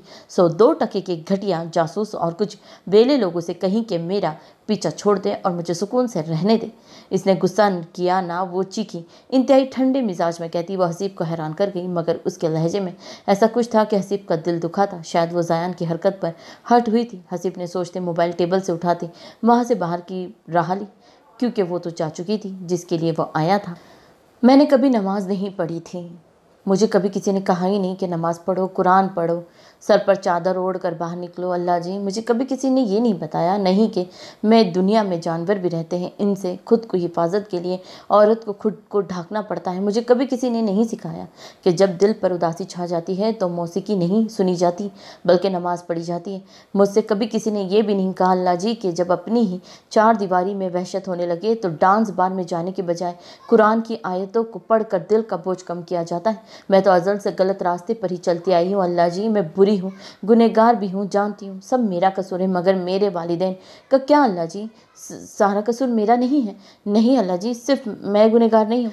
उसके लब कपकपाने लगे। वो सिसक उठी। जिसकी माँ से बचपन में ही नफरत का दावा करके छोड़ चली गई हो, वो लड़की मुझ जैसी ही होती है अल्लाह जी। एक बेटी की असल परवरिश, उसकी तरबियत तो उसकी माँ करती है ना, तो कहाँ है मेरी माँ? क्यों नहीं की उसने मेरी तरबियत? सिर्फ पैदा करना, इस दुनिया में लाना इनका फ़र्ज़ था। मेरी परवरिश वो किसकी जिम्मे थी? मुझे अच्छे गलत की तमीज़ किसने सिखानी थी? आंसू लकीर की सूरत में उसके गालों पर लुढ़कने लगे। मुझे किसने बताया था अल्लाह जी कि बेटियों की इज्जत शीशे की कांच जैसी होती है, वो सफ़ेद कपड़े की मानीद होती है जिस पर पानी का धब्बा भी लग जाता है। हिचकियाँ भरते वो हाथ उठाए। आज अपने दिल में रखी तमाम बातें किसी इंसान से नहीं, अपने अल्लाह से कहने के दर पे हुई थी। बारिश अपने दिल के दुख कहने को आई थी तो एक ही बार में बोलती चली गई। आंसू मतवातिर उसके हाथों पर गिरते नहीं भिगो रहे थे। मगर मैं फिर भी आपका शुक्र अदा करती हूँ अल्लाह जी कि मुझ जैसी लड़की को, जो दुनिया की हर नामत से माला माल होने के बावजूद अपनों की मोहब्बत और उनके वक्त के लिए तरसी रही, मुझ जैसी मेरे शौहर के बकौल बेहया लड़की इस फहाश माहौल का कभी हिस्सा होने के बावजूद भी अपनी लिमिट से बाहर नहीं निकली। इस लड़की ने हमेशा अपनी हद में रहना पसंद किया, मगर इस रात जो मेरे साथ होने वाला था अल्लाह जी, वो भी मेरे किसी गुनाह की सज़ा थी। मगर तब भी आपने मेरी इज्जत बचा ली और मुझे बेआसरा नहीं छोड़ा। इस रात को सोचते वरीशा की एक बार फिर रोंगटे खड़े हुए थे। बेशक अल्लाह जी, मैंने हर लम्हा मायूसी का इजहार किया, आपसे आपकी रहमत से बदजन होती दूर हो गई। मैंने आपको छोड़ दिया था, मगर आपने हर वक्त मेरा हाथ थामे रखा। मैं अंदर उठते दर्द की शिद्दत से उसे मजीद कुछ कहने लायक ही नहीं छोड़ा। वो ज़ार कतार रो दी थी। आंसू पोंछते वरीशा ने कनपट्टी सहलाई थी। मैं आपकी दी किसी भी नेमत की नाशुक्री नहीं करूँगी। इसके लहजे में सर्द महरी उतरी थी। मगर अल्लाह जी, मुझे उस शख्स की मोहब्बत नहीं चाहिए जिसने मुझे 3 साल धोखे में रखा। और अटल लहजे में वो बोली, आपकी इस नेक बंदे ने अल्लाह जी आपकी इस राह भटकी मखलूक को सही रास्ता दिखाया, इसे इस सुकून से मुतारिफ कराया जो आपकी जिक्र में मिलता है। मगर आपकी इस नेक बंदे ने अल्लाह जी पता है क्या किया? वो बच्चों जैसी मासूमियत ले जाए नमाज को देखती बोली, आपके इस नेक बंदे ने, जिसने मुझे आपके करीब किया, उसने मुझे अपने आप से दूर कर दिया, इसने मुझे धोखा दिया। या अल्लाह जी, वो शिकवा करती अपने दिल की तकलीफ़ पर एक बार फिर रो दी। मुझे इससे मोहब्बत होने लगी थी, मगर इसने मुझे मोहब्बत में धोखा दिया और मेरी मोहब्बत इस हादसे में मर गई। शिद्दत से कहते उसने अपने दिल के मुकाम पर हाथ रख लिया। आप प्लीज़ मेरे इस फैसले से नाराज़ नहीं हो नाला जी, मगर मेरा दिल जो कभी इससे मोहब्बत करने लगा था, अब वो मोहब्बत इन जज्बात को मानने से इनकारी हो गया। उसे गहरी सांस भरी थी। थोड़ी देर वो खामोशी से जाए नमाज को तकती रही। मुझे सीधा रास्ता दिखाया अल्लाह जी, मैं खुद को वक्फ करके आप तक आना चाहती हूँ। मुझे अपना बना ले, मुझसे राज़ी हो जाए। एक मोती आँख से टूट कर बेमोल होता जाए नमाज पर गिरा था। वो जाए नमाज लपेटती उठी थी जब बाहर से आती आवाज़ पर वरीशा के कदम बाहर की जानी बढ़ गए। गार्ड अंकल आप, अस्सलाम वालेकुम। सहन में आते उसने खुश दिली से इन्हें सलाम किया। वालेकुम अस्सलाम बेटा, ये आपके लिए हसीब साहब दे गए हैं। मुद्दे पर आते उन्होंने बैग वरीशा के सामने किया। वो मेरे लिए क्यों? वो बैग पकड़ती नासमझी से बोली, जी इसमें मोबाइल है, साहब ने इन्हें कहा था आपको देने के लिए। उन्होंने हसीब का कहा जुमला वैसे ही दोहराया। वरीशा के चेहरे पर बेजारियत दर आई। ठीक है, बहुत शुक्रिया अंकल। बमुश्किल मुस्कुराते वो बैग था मैं कमरे में चली गई। तुम चाहते हो मैं तुमसे राब्ते में रहूं? बेड पर रखे मोबाइल को देखती वरीशा ने हंकार भरा, मैं ऐसा हरगिज़ नहीं करूंगी। ख्यालों में से कहती दुपट्टे की पेंस खोलती वरीशा किचन की तरफ चली गई। सो नॉवल कैसा लग रहा है कमेंट करके ज़रूर बताइएगा। लाइक शेयर और सब्सक्राइब करना तो बिल्कुल न भूलिएगा। सब अपना बहुत ध्यान रखिएगा। अल्लाह हाफिज़।